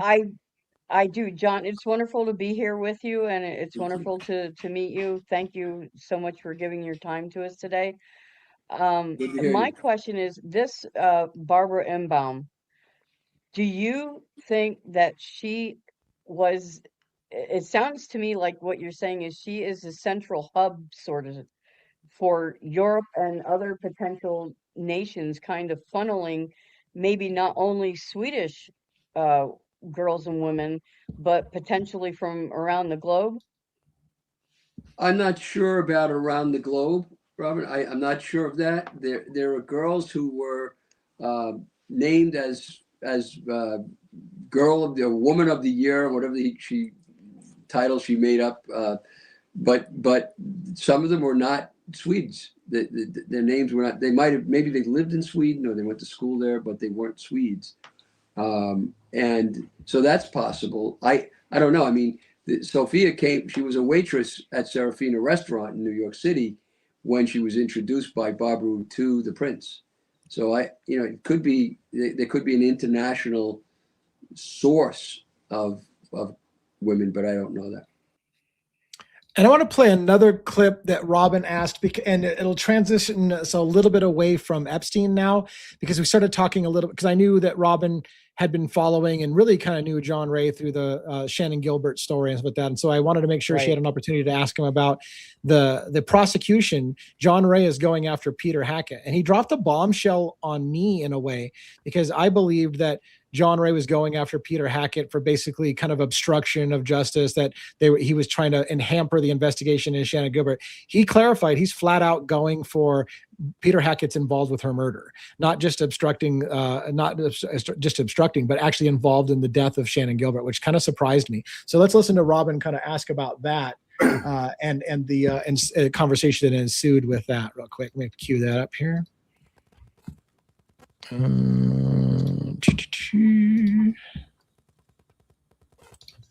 Our lawsuit against Dr. Peter Hackett for being responsible for the death of Shannon Gilbert is pending and on the trial calendar. But in order to go to trial, one of the things that I realized I could use would be if I had the police file on the investigation of Shannon Gilbert. And so because the police department's commissioner, I made a slight mistake. I wanted to play the file before this first. So let me just cue we'll resume where this is at. I got them kind of like a little bit out of order. I wanted to play this other one first. I'm so sorry, because I wanted to get Robin's question, and then that was kind of the follow-on question that happened afterwards. Our lawsuit against Dr. Peter Hackett, a police chief held a press conference responsible for the death of Shannon Gilbert. I guess I was playing the right one. Is pending and on the trial calendar. But in order to go to trial, one of the things that I realized I could use would be if I had the police file on the investigation of Shannon Gilbert. And so because the police department's commissioner and a police chief held a press conference and announced at a press conference that Shannon Gilbert died of a tragic accident, that was their phrase, I said, well, it's no longer a criminal case since they agree it's accidental. And so I subpoenaed their file saying it's not criminal. I'm entitled to the file under law. Again, the police, like they did with the tapes, which I eventually acquired, the 911 tapes of Shannon Gilbert, Again, the police department put in opposition to my subpoena of the records. I subpoenaed the records. Right. The judge signed the subpoena, so he agreed I could have them. And then the county put a motion in, the police department, that is, a motion saying that the subpoena need be quashed because they claimed it was still an open, active, ongoing criminal investigation that was going on. How could that be if they've concluded that it's a tragic accident? So I oppose that, and that motion in the opposition are pending in front of the court, and we're waiting for that decision. That brings it. And then I'm going to play one more clip about Peter Hackett, and then the final clip will be Joe and John waxing about wrestling, and then we can be all done with John Ray. I realize this has lasted pretty long for you guys, but I wanted you to hear this extra clip about Peter Hackett, which surprised me when he was saying, you know, they're actually saying, no, he was involved with her death, not just hiding something, but actually involvement in it. So let's see if we can get that clip. Just really curious, do you get the sense that Dr. Hackett was directly involved with Shannon Gilbert's death, just based on everything that you know? The evidence that we have led us to sue him, to say that he is responsible for her death. Responsible for her that death. evidence has grown instead of shrunk.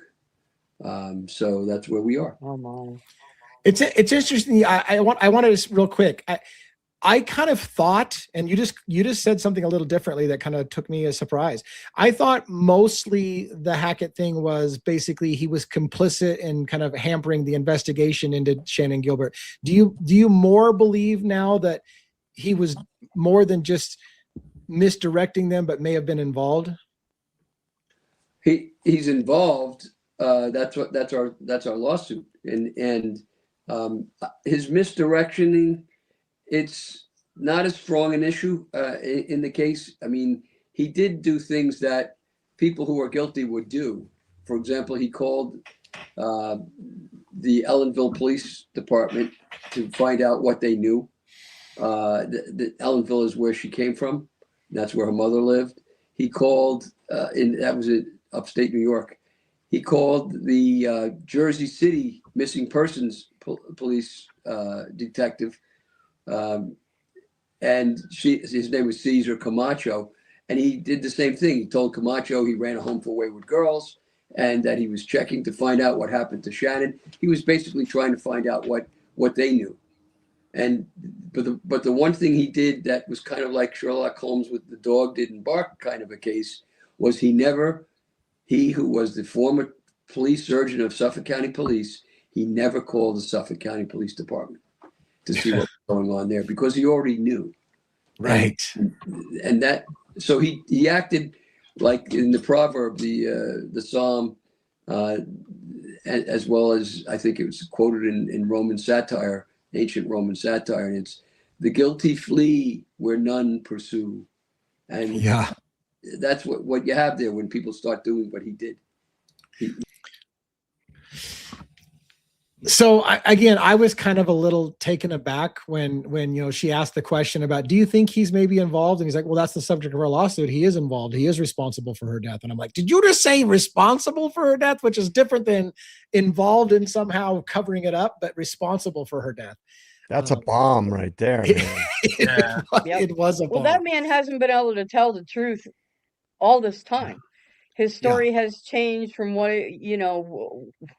he says one thing one time and another, and it was the things that he has said it just made sense in my mind. This guy was somehow directly involved in her death, whether he did it allegedly himself with whatever it is, he knows.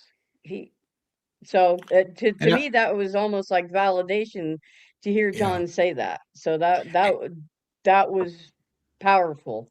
It was. And he said their evidence is growing daily. Like they're still getting more and more proof that he was involved or responsible. That was the word he used, responsible for. Yeah, responsible. Which is nuts. And again, for those who don't know, Shannon Gilbert has a connection to Rex Heuermann, the Long Island serial killer. There's an affidavit that said she had run into Rex Heuermann multiple times before she went missing. Rex Heuermann may have gone out to that private gated community before. He may or may not have been there that night. We don't know. There's no evidence he was, but Shannon Gilbert has a connection directly to Rex Heuermann, the serial killer. So the alleged serial killer. So right. It's been held under the whole ongoing investigation, probably in part because they're not closing the book on the possibility that Rex Heuermann had some kind of involvement. You guys want to comment about that before I get to the last? I swear, after this, we can talk about toddlers and tiaras, whatever the hell you want to talk about. I don't care. But do you want to talk about anything else before I play that clip about John and JJ waxing about wrestling? No, that was great though, man. When he said that, the way he said it, he seems like a very measured guy. Yes. And which you would, obviously he's an attorney, so he's going to be measured in what he says. But man, I was like, did he just say that he's involved, that Hackett was involved in her death? That's a bold statement. Yeah, it was. My jaw dropped as well. I was like, did you just say responsible for her death? Like and you're right. He's very careful with words. So for him to say that, it was a bombshell for me as well. And if you followed the case, you would understand that that's kind of a shift in language, I think, for him in recent times here. Logan, did you have any experience with the Lisk case or Shannon Gilbert and stuff like that as well? Yeah, I was pretty into the Shannon Gilbert case. I don't know why, it's not like I had anything relatable in common with her or anything, but for some reason she feels relatable, like her family feels related. I don't know. I was into her disappearance, and then to find out what happened after that with her sister killing her mom and all that. Oh my God, right? It's wild. That was wild. Yep. What are the odds? Like, my goodness, so much tragedy in one family. Yeah, and absolutely. And I remember, I almost thought it couldn't be real. Like, you're serious? Like Shannon Gilbert's mother was killed by her own daughter in a horrific. And in fact, here's the other irony. John Ray represented that daughter in the killing of her own mother. No. Mary Gilbert was his client, and he represented her daughter in her own murder, saying that she had basically gone off psych meds and had a psychotic break, and tried to argue that it was not her fault entirely, that she had a psychotic break, and the jury didn't buy it, and she ended up getting basically the full murder conviction. But John Ray represented her, which was odd because he was already representing Mary Gilbert. So what are the odds? Right? It's like it reads like a fucking fiction novel. Yeah, go ahead. Logan, since you brought that up, I didn't know because I've never heard you talk about it before. What are your thoughts on with the Gilbert side to that? Heuermann and all that other stuff. What are your thoughts, real quick, if you can do a quick synopsis as far as what you feel about all that stuff and relation and stuff like that? I guess just in a nutshell, I originally thought that Rex was responsible for all of them. I mean, I thought they were kind of all put in the same place because the same person, same MO, he was getting away with it for so long. Why not? Don't change it if it's not broken, right? Right. Yeah. So I did think it was him. But since then I haven't really dug into any information or anything. So that was just my initial thoughts. It was him that did all of them. Gotcha. And for me, I was the same way too, but go ahead, Lee. I'm sorry. Yeah, and for me, it's funny because I was the opposite. What I saw was 4 bodies bound and put in burlap bags dumped beside each other versus others that were dismembered and the head found in one place and the torso found in another. And I thought, that's not the same killer. Like that's too radical of an MO dump. And and that was my first question. And then I saw a documentary. Josh Zeman was actually the one that did the documentary. And they had people on there saying, you're not dancing with one serial killer, you're dancing with 2. And he was like, look, that's 2 different killers that were dumping in the same area. And in fact, it became known, or it seemed, that Long Island is a dumping ground for all kinds of killers. Bodies get dumped out there all the time. And so are they all Rex Heuermann's, or are they a collection of dumping grounds of other killers as well? And how many are his? No, Go ahead. Hey, go ahead. Go ahead. Somebody go. I was just going to say that that's what, Rex's lawyer is going to be arguing. You're saying that my dude did all these, but yet we have a case where, one of the victims, there's another guy that is arrested now for murder. So, right. And let's talk about John Bittroff.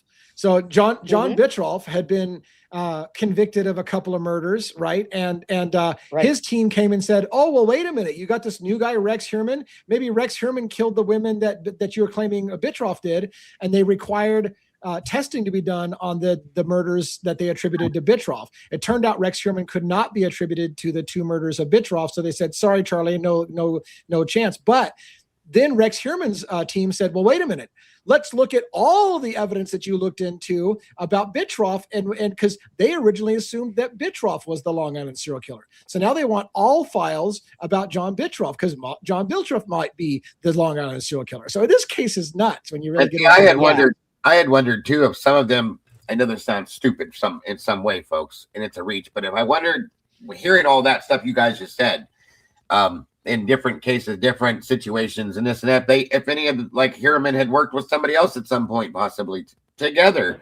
And I know that's not something that typically happens, but it does make you wonder, at least, could they have done this and both of them did their own thing, if they're doing things together at some point, you know what I mean? And it was just a curiosity of mine at one point. Yeah. It's a good point. I mean, he's probably connected to Burke. Burke was the chief over there in Suffolk County. Right. And I'm pretty sure Burke was part of some of these sex party things. So, I love this. Just pointed out this thing I was gonna point out, which I did an episode on tandem serial killers, duo serial killers. I think Pete Alteri from Murder Metal Mayhem kind of brought this up to me about the idea that sometimes killers kill in tandem, or they compete with each other, and they actually will dump bodies on each other's dumping grounds to insult the other serial killer, to desecrate their crime scene. Like, there's all kinds of nuances. And I looked into, I know we're going nuts. John Ray suggested that it's possible Rex Heuermann's wife and daughter could have been involved in the killings in some way, and pointed out to a bunch of morbid artwork that Victoria Heuermann had in the house. It had dismembered bodies, and she called instruments of torture sex objects. Said that they're the two sides of the same coin. Sex and violence is two sides of the same coin. All kinds of crazy shit. And I looked up to try to see if there had ever been a historical case of a father-daughter tandem killing team. I haven't found a father-daughter team before, but people killing in tandem is a thing. And sometimes the two people who kill in tandem like killing different ways, but they still work together. And so the bodies will look different. One might kill and like to dismember, for example, and one might like to dump them in burlap bags. So it is ask a lot of questions. It's funny that you brought that up to me, because a long time back when I did cover the Lisk stuff, somebody had sent me an email. I cannot remember exactly who it was, but it was just a what if Dago question. And they said, what if Victoria is actually the killer and Rex is covering for his daughter because he doesn't want her to go to prison, and so on and so forth? And I was like, whoa. Right. Like, really? Well, come on now. Back when this started, Victoria was just like one. He was young, I know. But that's at some point forward. You know what I'm saying, is how I took it. So. Right. But here's the other kicker. Oh, go ahead. Go ahead, Robin. Oh, no, I was just going to say, but who knows, more recent. I mean, that's what I meant. Yeah. I was like, well, that's kind of a poof, You want to hear a wild one? I don't know if you heard this one. Here's a wild one. John Ray, we've been talking about John Ray. John Ray suggested, when they grabbed the computer of Rex Heuermann's computer, and found basically what they called, they found a document that he had deleted from his computer that appeared to be a planning document about where to dump bodies, and a checklist that don't forget to do this, don't forget to do that, whatever. And what John Ray said was, look, Rex Heuermann and his wife shared the same computer. what if it was Asa Elrup telling her husband, don't forget next time you do this to do this, this, and this. And she was leaving her husband instructions on things that he missed last time. So he's like, you can't prove that that was Rex Sherman even writing his own instructions. Asa might have been writing the instructions to her husband. Don't forget to do this. Don't forget to do that. And giving him a checklist of things to make sure he doesn't screw up next time. So you're like, this case could get nuts. Insane. It is. It's crazy, but God, who knows if it's right or wrong? I mean, I think she knew. I always thought she did. There was too much involved with it, in my opinion, for her not to know. I'll just put it that way. And he made a good point. I know he talked about it, I think, today on when you did your live, Lee, the demonic stuff that's all over the house. Yeah, it's the statue of Baphomet. It's pretty, you know, I know people have all different like fascinations with things, but like, you know, that potentially like different murders occurred in your house, and it's a little bit odd to have all kinds of demonic stuff, paintings and statues, and all. You know. Yeah, I would go with that statement I made earlier about that email they sent me. Somebody in the chat said wife, and I said it could go that way too, that the wife was actually, you know, the one that had all the mind fuck stuff, and said, you know, I need to do this, or this is something I need to experience, and blah blah blah. And he was like, okay, baby, I'll help you do it. You know, that's kind of weird shit. So, but one of the big things that they said, and it was brought out in the documentaries, you know, that every time the family went on these family vacations, right? That's when Rex, you know, would go to town and do this stuff in the house, right? But what John Ray has said previously, and it really wasn't investigated as far as he knows. A few of the times that I know, one specific time, supposedly she checked into a hotel at a certain day, certain time, and it doesn't match.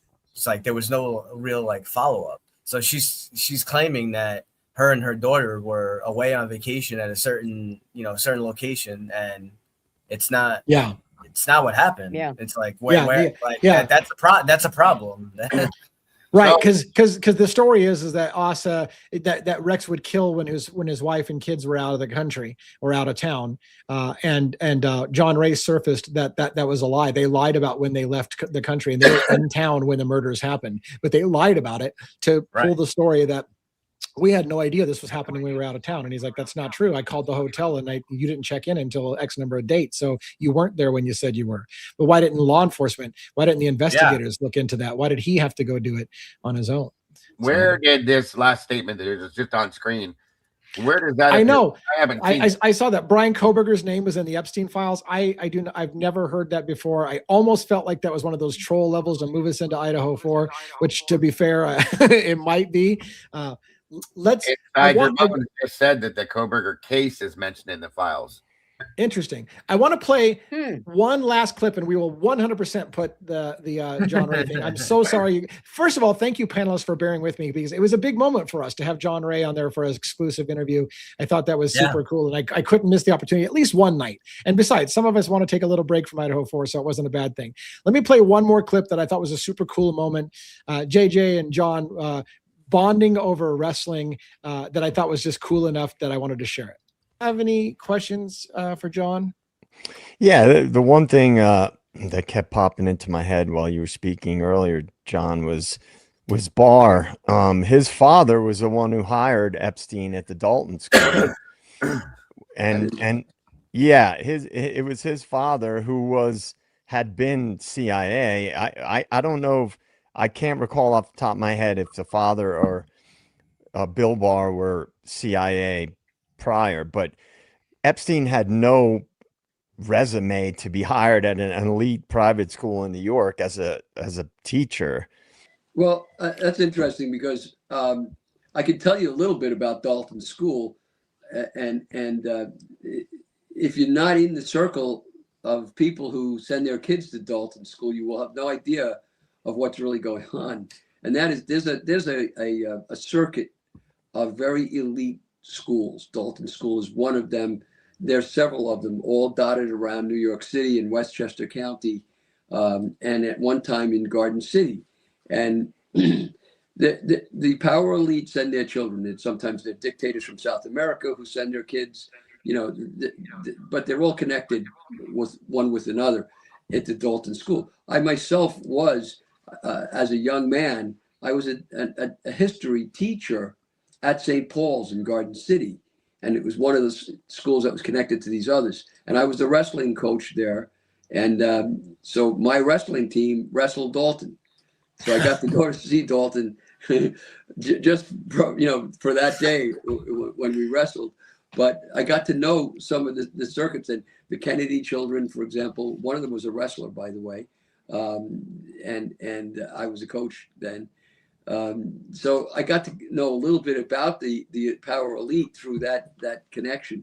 And I was just a poor, I made $12,800 a year, and I lived in the building back then in the day. But they're very tightly woven, connected people. You don't get into those schools. You don't get your kids into those schools without having these enormously complex, woven together relationships and the money to back it up.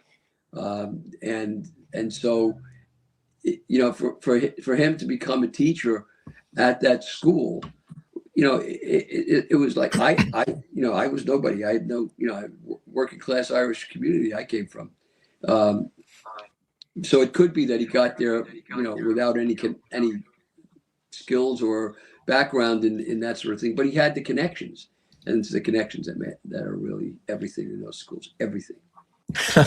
Well, John, I grew up wrestling in New Jersey. I wrestled for many years. So if you were a wrestler and a wrestling coach, you're all right with me. What team? What team did you wrestle for? I grew up in Monmouth County. Oh, Monmouth. And I wrestled for Manalapan High School. Oh, yeah. Yeah. Well, you'll be surprised to know that I lived for a year in New Jersey in Saddle Brook. And I was a wrestling coach there. And I was also a wrestling official, so I did a lot of. I might have refereed your games, your match, your wrestling match. Well, I wrestled under the great John Sachi, who went on to become the head coach of Rutgers Wrestling. Oh wow! So yeah, I was a big part of my life. What was your weight class? In senior year, I wrestled 135, and in college, I wrestled 142. Ooh, that's a tough one. Yeah. Competitive. Yeah. That is so awesome. That is so awesome. I actually I coached wrestling for a few years. I actually worked in a camp with the legendary coach from Lehigh, Thad Turner. And, I with many coaches, Al Bevilacqua from Long Island, one of the great coaches. I worked with him at Hofstra in the wrestling camp there. So I kind of, I know the wrestling circle. Yeah, no, it's great. It's great to hear that. It's interesting. The wrestling community is pretty unique. So you usually know some common people. Yeah. And I thought that was just a fucking cool moment. How the two of them and he's like, hey, I might have refereed one of your wrestling matches. It was just a cool. Yeah. A cool bonding moment with two guys that had a common history of places they've lived and experiences. And I thought it was a great moment to share. But all right, look, we're done with the Epstein stuff. I really didn't anticipate it going, and now we're in 42 minutes. Here's the one thing. I know you wanted to talk about. No, I think it's going to take too long for tomorrow night. Yeah, let's hold it so we can devote more time to that. It's going to take a lot more time. Yeah. I agree. But that doesn't mean Idaho 4 is off the table. You guys, I've dominated this show, and sure, I'm running the thing. But please tell me what you guys want to talk about for a while. We don't even have to cut it off in 15 minutes if you're going a little long, because I dominated the whole night. Well, I mean, I just say, like, as a preview for tomorrow, I'm not going to go into the whole thing now, but it seems like there is strong evidence that the DNA on the knife sheath is not even Koberger's. So we'll go into it tomorrow, because I have a bunch of slides and a whole bunch of stuff, but it is super, super interesting. I think JJ has a word for what that was called fuckery. They did fuckery with the DNA in that case, and the genetic genealogy was fuckery. That's all it was. Right. It was fuckery, and most people bought it in America. They're convinced that Brian Koberger And like you said, again, not to get too far ahead of us, but like you said, I've said this before.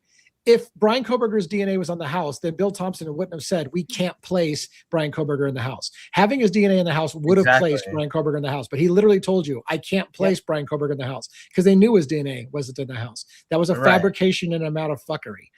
So it's like the big thing, right? So, well, I was just going to say, go ahead. I'll say that I said 2 years ago, I don't think Brian's DNA was ever on that thing. That's my opinion. No, real quick, let's address this chat real quick. Thank you for the gift. Ashley Banfield is in the Epstein files, and it was an email to Peggy Siegel asking her if Jeffrey was single to date him. Yep.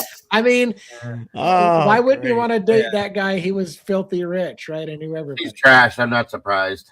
Yeah. So, like, what I would say with Kohberger, so just as like an overlook of looking. So we know that his car is not suspect vehicle 1. The car that they have at different time stamps, it's a car with fog lamps. It's not his car, the car that they're claiming. So we know that. Oh shit. Are you ready? Oh shit. So somebody gave me a theory. I don't believe in this theory, but somebody gave me a theory I want to get the panel's discussion on. They said, look, anytime the president flies in an airplane, no matter what that airplane is, it is called Air Force One when he flies in it. Therefore, whatever car Brian Kohberger's in is called Suspect Vehicle 1. It may not be. He could have been a passenger in somebody else's car, and they would have called it Suspect Vehicle 1 because Kohberger's in it. So they said that's possibly the answer to why the white Elantra isn't the same as Brian Kohberger's, because it's only called Suspect Vehicle 1 because Brian Kohberger's in the car. It's not his car. Right. What do you guys think about that? It makes sense. It very much does. I could see something stupid like that. But again, surprises me. But again, it's them playing with words, and so you had them playing with the, that's not what they led everyone to believe. And then you have the timing, and then you have the cell phone and the timing advance records. They played with that, and now the last piece with is what you just said. The one piece, that the one thing that people won't let go out of their mind.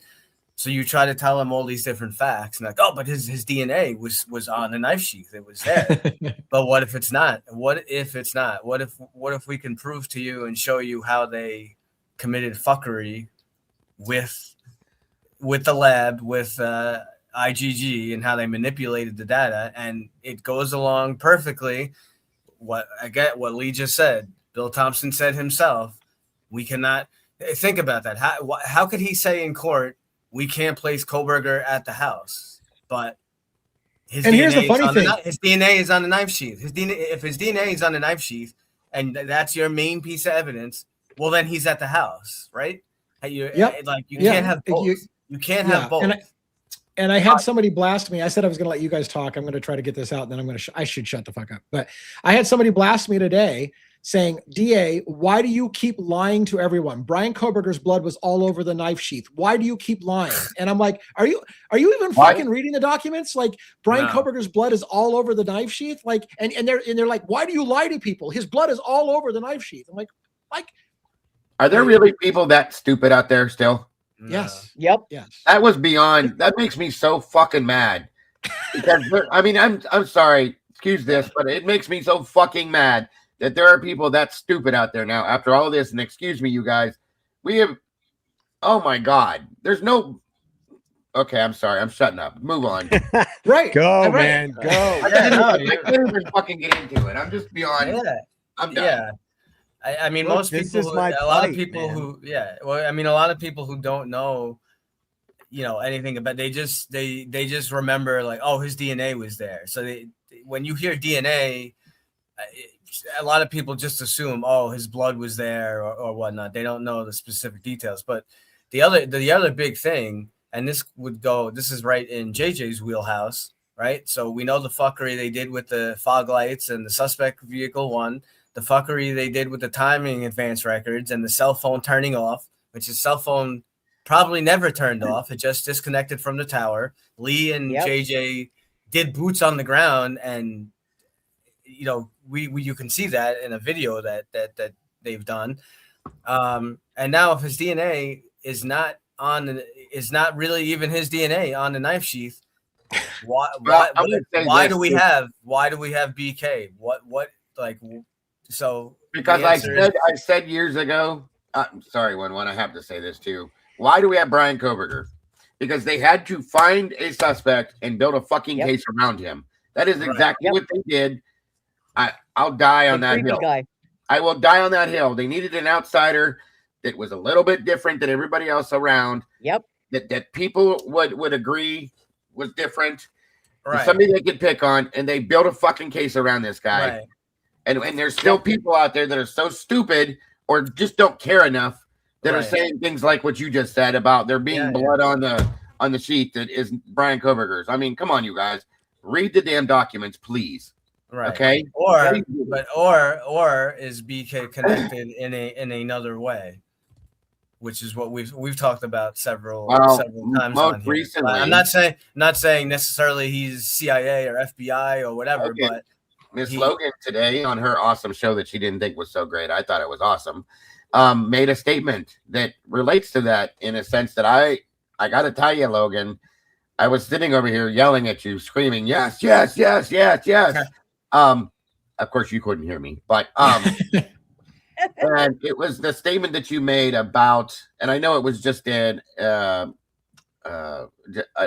Jesus Christ, I'm so irritated right now, I can't think straight.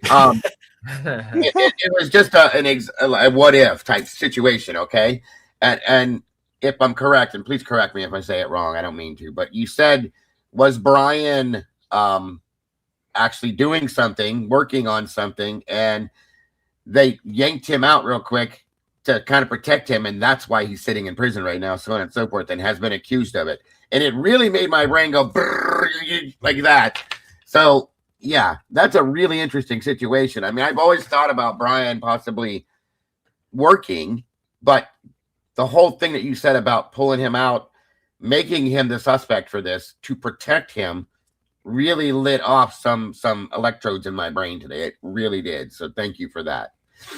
It would almost be like killing two birds with one stone, right? You pull him out because something's going on and you need him out of there. So now he's protected, but you also have a case that's now solved as well. Right. Well, and I think they also had to tell the general public that every victim was asleep, because that's the only way that Brian Koberger would have been able to get away with this and actually commit these crimes, is if everybody was asleep. Well, just like how anybody would believe, like you're saying, anybody would believe Brian could do it. That's the reason why I think they show the photographs that they show of Ethan Chapin. They're young. Like, they look like he was 12. Yep. And it's definitely not what this man looks like now. And if they show current photographs of Ethan, you guys, nobody's going to look at him and go, what? There's no way in hell Brian Koberger took him down. You know what I mean? Yeah. Real quick to answer Wade Bird's question. We're in the process of reviewing the FOIA requests and public records requests that we've submitted to make sure that we didn't already grab that in one of our requests previously. If we didn't, we will go file that. So yes. By the way, I got denied for mine, just so you guys know. I tried FOIA the full and complete 911 call. They said that the answer was that has been released to the public. That's the other one. I know they love that one. We've already released that, and you're like, no, you released a redacted, trimmed down version. You have not released the full thing. But their response is, we've already released that, so we're not going to respond. Yeah, it has been previously been released to the public. Yeah, right. And the big thing with the body cameras, what we're going to review and check. Because a lot of people will know, let's review the 911 calls, any arrests, any summonses. But what I could tell you, I don't know specifically the rules that they have, for MP, like for here with where I work, any kind of contact that we have with someone, we're required to have body camera footage. So that could be super important, because there could be Tisdale, or Rosenthal, or whoever else was working that night. There could be video of something else that people were in the area, or something that was going on that you wouldn't know to ask for, because there is no 911 call. It's just they were on patrol and they had contact. So yeah, and to answer Wade Bird's question, curious how many cops were assigned to the special patrol duty that night. For some reason, I was thinking it was more than 2, and it might not have been Tesdale and Rosie, might have been in addition to them. I don't know that that's clear. I believe 7 officers were assigned to a special dedicated to the University of Idaho, and that they had assigned patrols. But I don't know that I don't think that it was clear on how many officers might be assigned on any given night to a patrol. So I don't know the answer to that. I can't imagine. I think we have it. I think it was in there. We have. Was it in that contract? Well, no. She's asking like that night for that night. The night Right, was there night. more than 2 Yeah. officers on duty that night? Well, I don't if you go by the schedule that we have, I believe. I mean, I don't remember the whole thing, but I believe at 3 a.m. on that. So it would be Saturday night to Sunday. I believe 3 a.m. on Sunday, there were only it was down to 2. I don't remember Saturday night though. I was gonna say they were on both sides of town that night too. Remember, because they did that. They covered that whole sign gig with long haired dude. So I think they were bouncing all over town, just those 2 for a period of time. So that would lead me to believe it was just those 2 that working that special detail that night. Yeah, I had a feeling it was 2 as well, but I don't know that I had the firm answer that it was or it wasn't. But I had a feeling it was only 2. But any other? I was going to ask both Dago and Logan, since you have your own channels, and I don't know if this is something you can do off the top of your head. When we were talking about that comment where somebody says, "Why do you keep lying to people, DA? His blood was all over the knife." I know that makes Dago.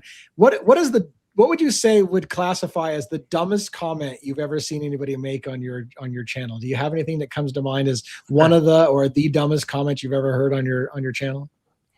After you. Oh gosh, I don't. No, not anything that sticks out that we haven't already heard. I can't think of anything. It's so much the DNA. And it drives me nuts because let's say even if it was his DNA, it's such a minuscule amount. It's less than that of a secondary transfer, meaning he didn't touch it in the first place, even if it is his DNA. And that's what just drives me nuts. Right. Yeah. Good one. Yeah. The one, I don't want to say it's the dumbest, but the one that bothers me the most, and it's no offense to anybody in particular, is that they're not dead. That bothers the shit out of me. And you know that it always has.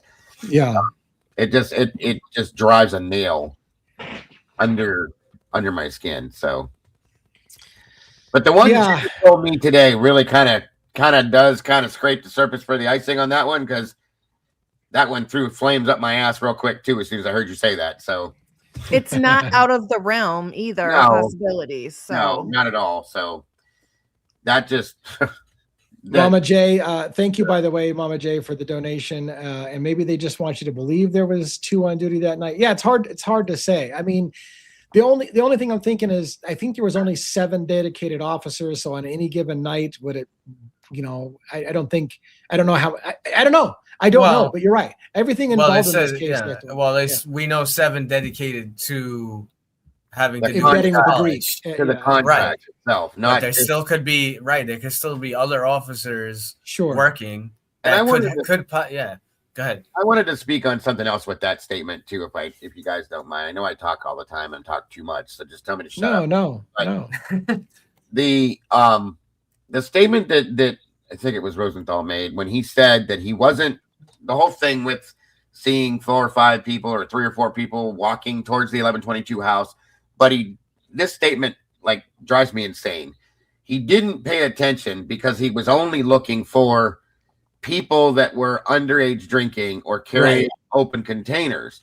Right. And I've thought about that over the past year. Okay. Every now it keeps coming back and it keeps chewing on my brain worms that I have over this damn case. And I'm like, or it was Tesdale, whoever it was. Thank you, Amanda. Whoever said it, it drives me nuts because you're a police officer. Yeah. You're working. I understand you're working this special detail for underage drinking, but you're a fucking police officer and you didn't notice something because it wasn't a specific thing.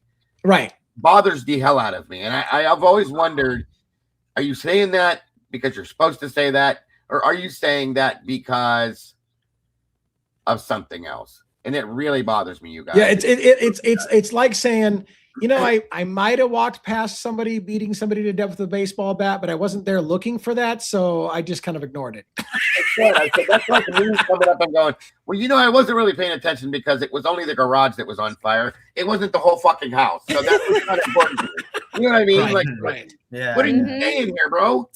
Yeah, Jesus. for sure. Yeah. Oh my gosh. All right, what else? You guys got any topics that you wished we would have got to if I hadn't spent all night talking about Jeffrey Epstein and John? What's that? I said, how about you, Miss Logan? You were talking about stuff on your show today. No, the only thing that I found a little bit interesting today is, everybody saw that Dylan had something written on her arm. A lot of people thought it said Gideon something. Yeah. I don't think that's what it was. I blew it up today because I'd never looked at it before. And it, to me, says the name Quinn. So I found that interesting. It would make sense because her boyfriend's Quinn. But here's the problem with that, though. I thought it said Gideon was here. So if it says Quinn was here, he's not supposed to have been there. So when did he write that on her own? Didn't she take a shower? Come on. So that had to have been fairly new. Good point. Exactly. But to me, the first letter is definitely a Q, and then I see 2 N's at the end. So yeah, that would be a pretty good start if you can see those. JJ, did you want to respond real quick to do you have a channel? Yeah. Thanks for asking. I have my X right now, just my X account and a Substack, and I am going to launch a YouTube channel. I've just been so busy and I'm not good with editing yet. So I have all this content and stuff ready to go for my first episode, and I'm really shitty with Premiere Pro. And so to get the editing done and get all the content, I'm going to need to, it's probably going to take me like a whole weekend because the editing part is I've been struggling with it. And I also have created this whole arc of what my first intro episode would be. And now I think I want to change it completely. So I've been trying to lock down the angle I'm going to use for my first episode. Once I get the first episode up, it's a lot easier because then it's just building off of the initial thing. But I want to tell everybody about I have a YouTube channel, and I will have content on it. So it's just State of the Deep. You can find it just by searching that. So, it's coming, I promise. I was going to ask if you want to tell them about your OnlyFans account, Joe Blows. Did you want to tell them about that? Oh, yeah, the OnlyFans account. Yeah. I got to make a little money on the side. You know what I mean? I have a couple of side hustles. It's funny. Everybody laughs about OnlyFans. OnlyFans isn't just for whatever the fuck you think it is about. Because there's legitimate things for OnlyFans. Everybody's laughing like it means something dirty. Like OnlyFans isn't designed for dirty stuff, is it? No, mine is going to be. I'm going to talk about cooking. Yeah, it's a cooking channel. Dago's gonna Joe Blows. There it is. Yeah. There's my OnlyFan. That's your OnlyFan. That's your OnlyFan. Yeah. Yeah. Yes, and I can mount it to my microphone. I can mount it to my shoulder. I can do. But just fair warning, though, I talk about things that might be considered controversial by some people. Yeah. So, I think the name "State of the Deep" probably tells a little bit about it, JJ. Yeah. No, I just want people to know that it's not political because I hate politics, but some people, some topics get people fired. And we don't have to talk about it, but I know Robin's probably soon going to announce that she might have something in the works for her own thing. Maybe now you don't want to talk about it, but I'll just tease it at that. And if you don't want to talk about it, it's up to you, Robin. You want to talk about it, you don't have to talk about it, but maybe Robin has something. No. I have created a channel. It's going to be dealing with missing and murdered Indigenous women and people, really, not just women. It's Indigenous people. that it shouldn't be happening to anyone, but in that community, it is very underreported. My first case will be the Celia Pike case. I'm still conducting research with that case and getting my first episode together. And it's so yeah, I will keep everyone up to date on that. So I wasn't ready to. Yeah, I was trying to leave it ambiguous enough that you didn't have to tell people what it was or where it was bad if you didn't want to. I just was so sorry about springing that on you. But, since we're all talking about our channels and everybody keeps asking, like the number one thing I get asked all the time is does one have a channel? Not what you think. No, this no, is my channel. This is his channel. Yeah, I did have something I was going to throw out. I asked you last night about tonight, and I almost forgot about it, but you guys all reminded me that not tomorrow, but next Saturday, we're going to be kicking something off that we've been working on for a month or so. Well, a little bit more, I think. My producer, Mikey, the Last 24 is putting it together. Myself, Miss Logan here, Bronx Tales True Crime, Typically Unique, and other people that we're going to be rolling through. It's going to be once a week to start with. On Saturday nights, it's called The Verdict Room Unfiltered. And of course, at some point, I'm going to try to see if Lee will join us as well, and everybody else, because that's what it's about. We come together once a week, a group of us, and we put out our verdicts for the week on what we're covering or want to cover, or what our thoughts are on different things, so on and so forth. It'll be 6 p.m. And it won't be a long show, folks. It's like an hour, 2 hours tops, but 6 p.m. Eastern Standard Time. I don't know what, I think that's 3 Pacific. Yeah. We'll be getting together doing that.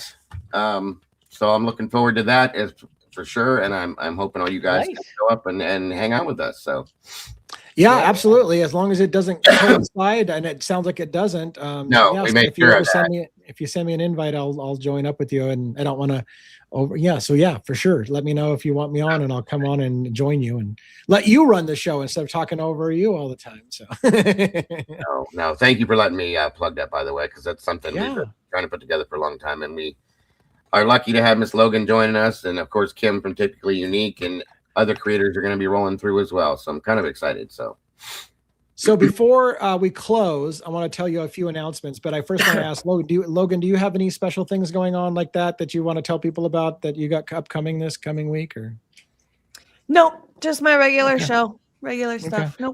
When is your regular show? What time is your regular show? I usually do Monday, Wednesday, Fridays, 5:45 Central Time till whenever we finish. Okay. Which is cool, because then you can still kind of show up on our show every once in a while. Yeah, or actually you can show up a lot, which is great. We want you here. It's very cool. Let me tell you a couple things, because I know that people will start to check out if we do close. So I want to do it before we close, which is I'm going to be on travels related to things for our channel. I'll be on travels. So tomorrow night we're together. I'm hoping to debut a really smoking hot song with a sizzle reel. If I can beat my team into finishing that video, I got to get a bunch of people working together around the clock. Go to work. Anyways, if they can get that sizzle reel done, it's going to be badass. You want to be here on time tomorrow night at 6 p.m. Pacific Standard Time. That's not if you're going out to the bars and getting laid and hooking up and all those things. You want to do this instead. Come here and watch the show and check that out, because it's going to be worth it. Sunday night, the team will be without me, because as normal. And are you guys still covering Kurt Cobain on that as well? We are. Yep. So that's awesome. And in fact, they've got some stuff in the works that could be very cool coming up on the Kurt Cobain thing. So you don't want to miss that as well. Monday and Tuesday is the tricky part. I will probably not be physically available to join either the Monday or Tuesday stream, which is very hard for me to be gone that long from my stream. The way that I'm going to kind of handle that is, those of you who know my fireside chat format, where I cover people's comments one-on-one as a long form video after the show, I'm going to do that. So I can't make it live with you guys, but I will try to do the fireside chat where I took comments from the chat that was with you guys without me, and I'll take comments that I felt worth talking about, and I'll do a fireside chat. So I'll still be in touch. I just won't be on those lives Monday and Tuesday night. With all luck, I'll be on the lives Wednesday, Thursday, Friday, Saturday, and probably not Sunday or Saturday or Sunday. I'm not sure. So there's going to be some hit and miss for my availability. However, I hope it'll come with some payoff for you guys in the long run. So I stay tuned on that. And again, let's do some close. We'll go around the horn. We'll do 1-1. We'll go 1-1. Robin, JJ, Dago, and then Logan, and then I'll close. So what do you got? 1-1 for closing. Well, thanks everyone for joining. Great discussion. Great stuff today with John Ray. Thanks Logan, Dago, Robin, Lee, Denizens, Meatballs, Bronx Tale, True Crime members, groupies. Thanks to all of you. Thanks to our amazing mods, Amanda, Essie, whoever's here. Thanks to all of you. Great stuff as always, and we have a lot of amazing content and stuff coming up. I'll leave you with a great movie quote, like I've been doing. You're not the man I knew 10 years ago. It's not the years, honey. It's the mileage. Oh shit! What is that? What is that show? I know what that is. Damn it! Do you? This needs to become a trivia. He should do a quote, and then we got to figure out what the movie was, because I don't know that one. I remember that, but I can't think of what the hell it's from. It sounds like a Jack Nicholson kind of quote. Yeah, I'll give you a hint. Yeah. Okay, the main actor is Harrison Ford. Okay, what's the quote again? Give me one more time. You're not the man I knew 10 years ago. It's not the years, honey. It's the mileage. It's got to be one of the Raiders of the Lost Ark. You got it. Yeah. Yeah. Okay. Good job. Ding, ding, ding. Winner, chicken dinner. Good one. Nice. All right. Robin, what about you for the close? Well, it was an amazing day. Thank you guys for hanging out. Like I said, John Ray is a class act.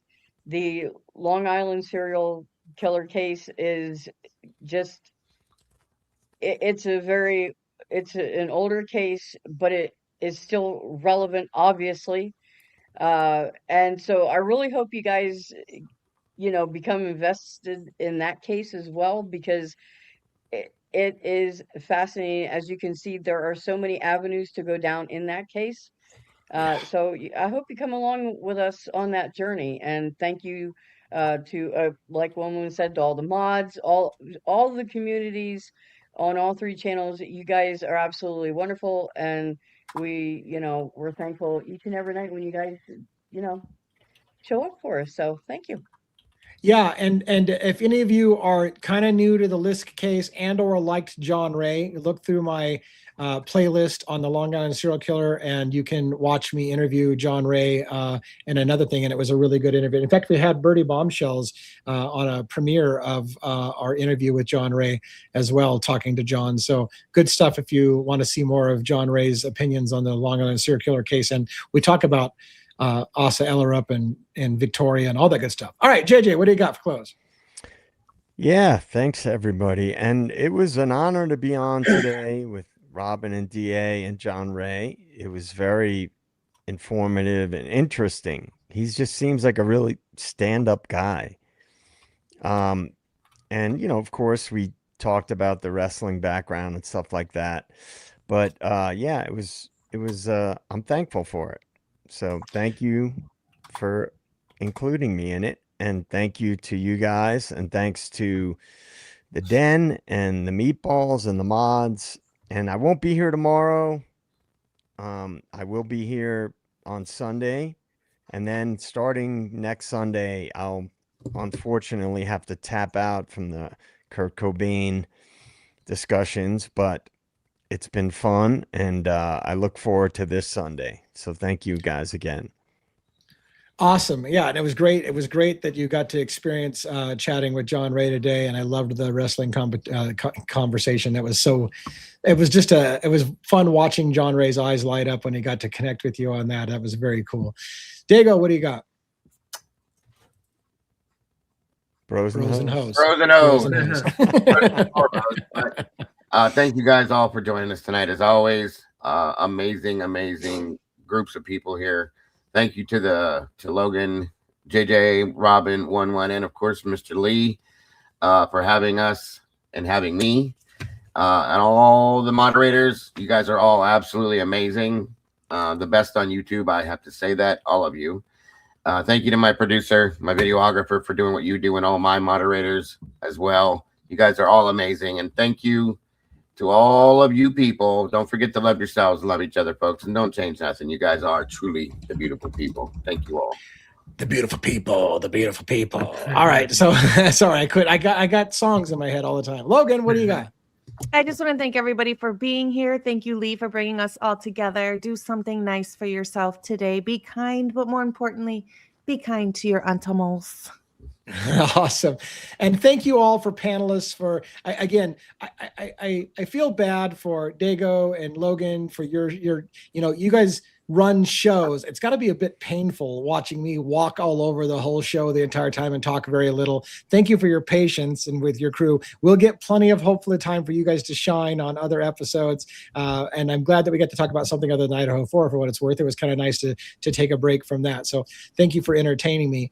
With that, people, I'm going to say have a good night. I will probably work on a fireside chat for tomorrow. Again, tomorrow night, I hope you will come watch the premiere of our new sizzle reel. Well, hopefully we'll pull it off. I guess I shouldn't promise it because it's out of my hands. So hopefully we will premiere that sizzle reel and that song. It's a banger. You're going to like it. We'll kind of intersperse that, kind of do both songs off and on. So the other song's not going away for good. In the meantime, yes, Seattle Seahawks on Sunday against the New England Patriots. My team, the Seahawks, I'm super excited. I'm optimistic. I know that not everybody's rooting for the Seahawks, but go Hawks. Thanks for watching. Have a great evening. Good night, everybody. Good night, Bye, everybody.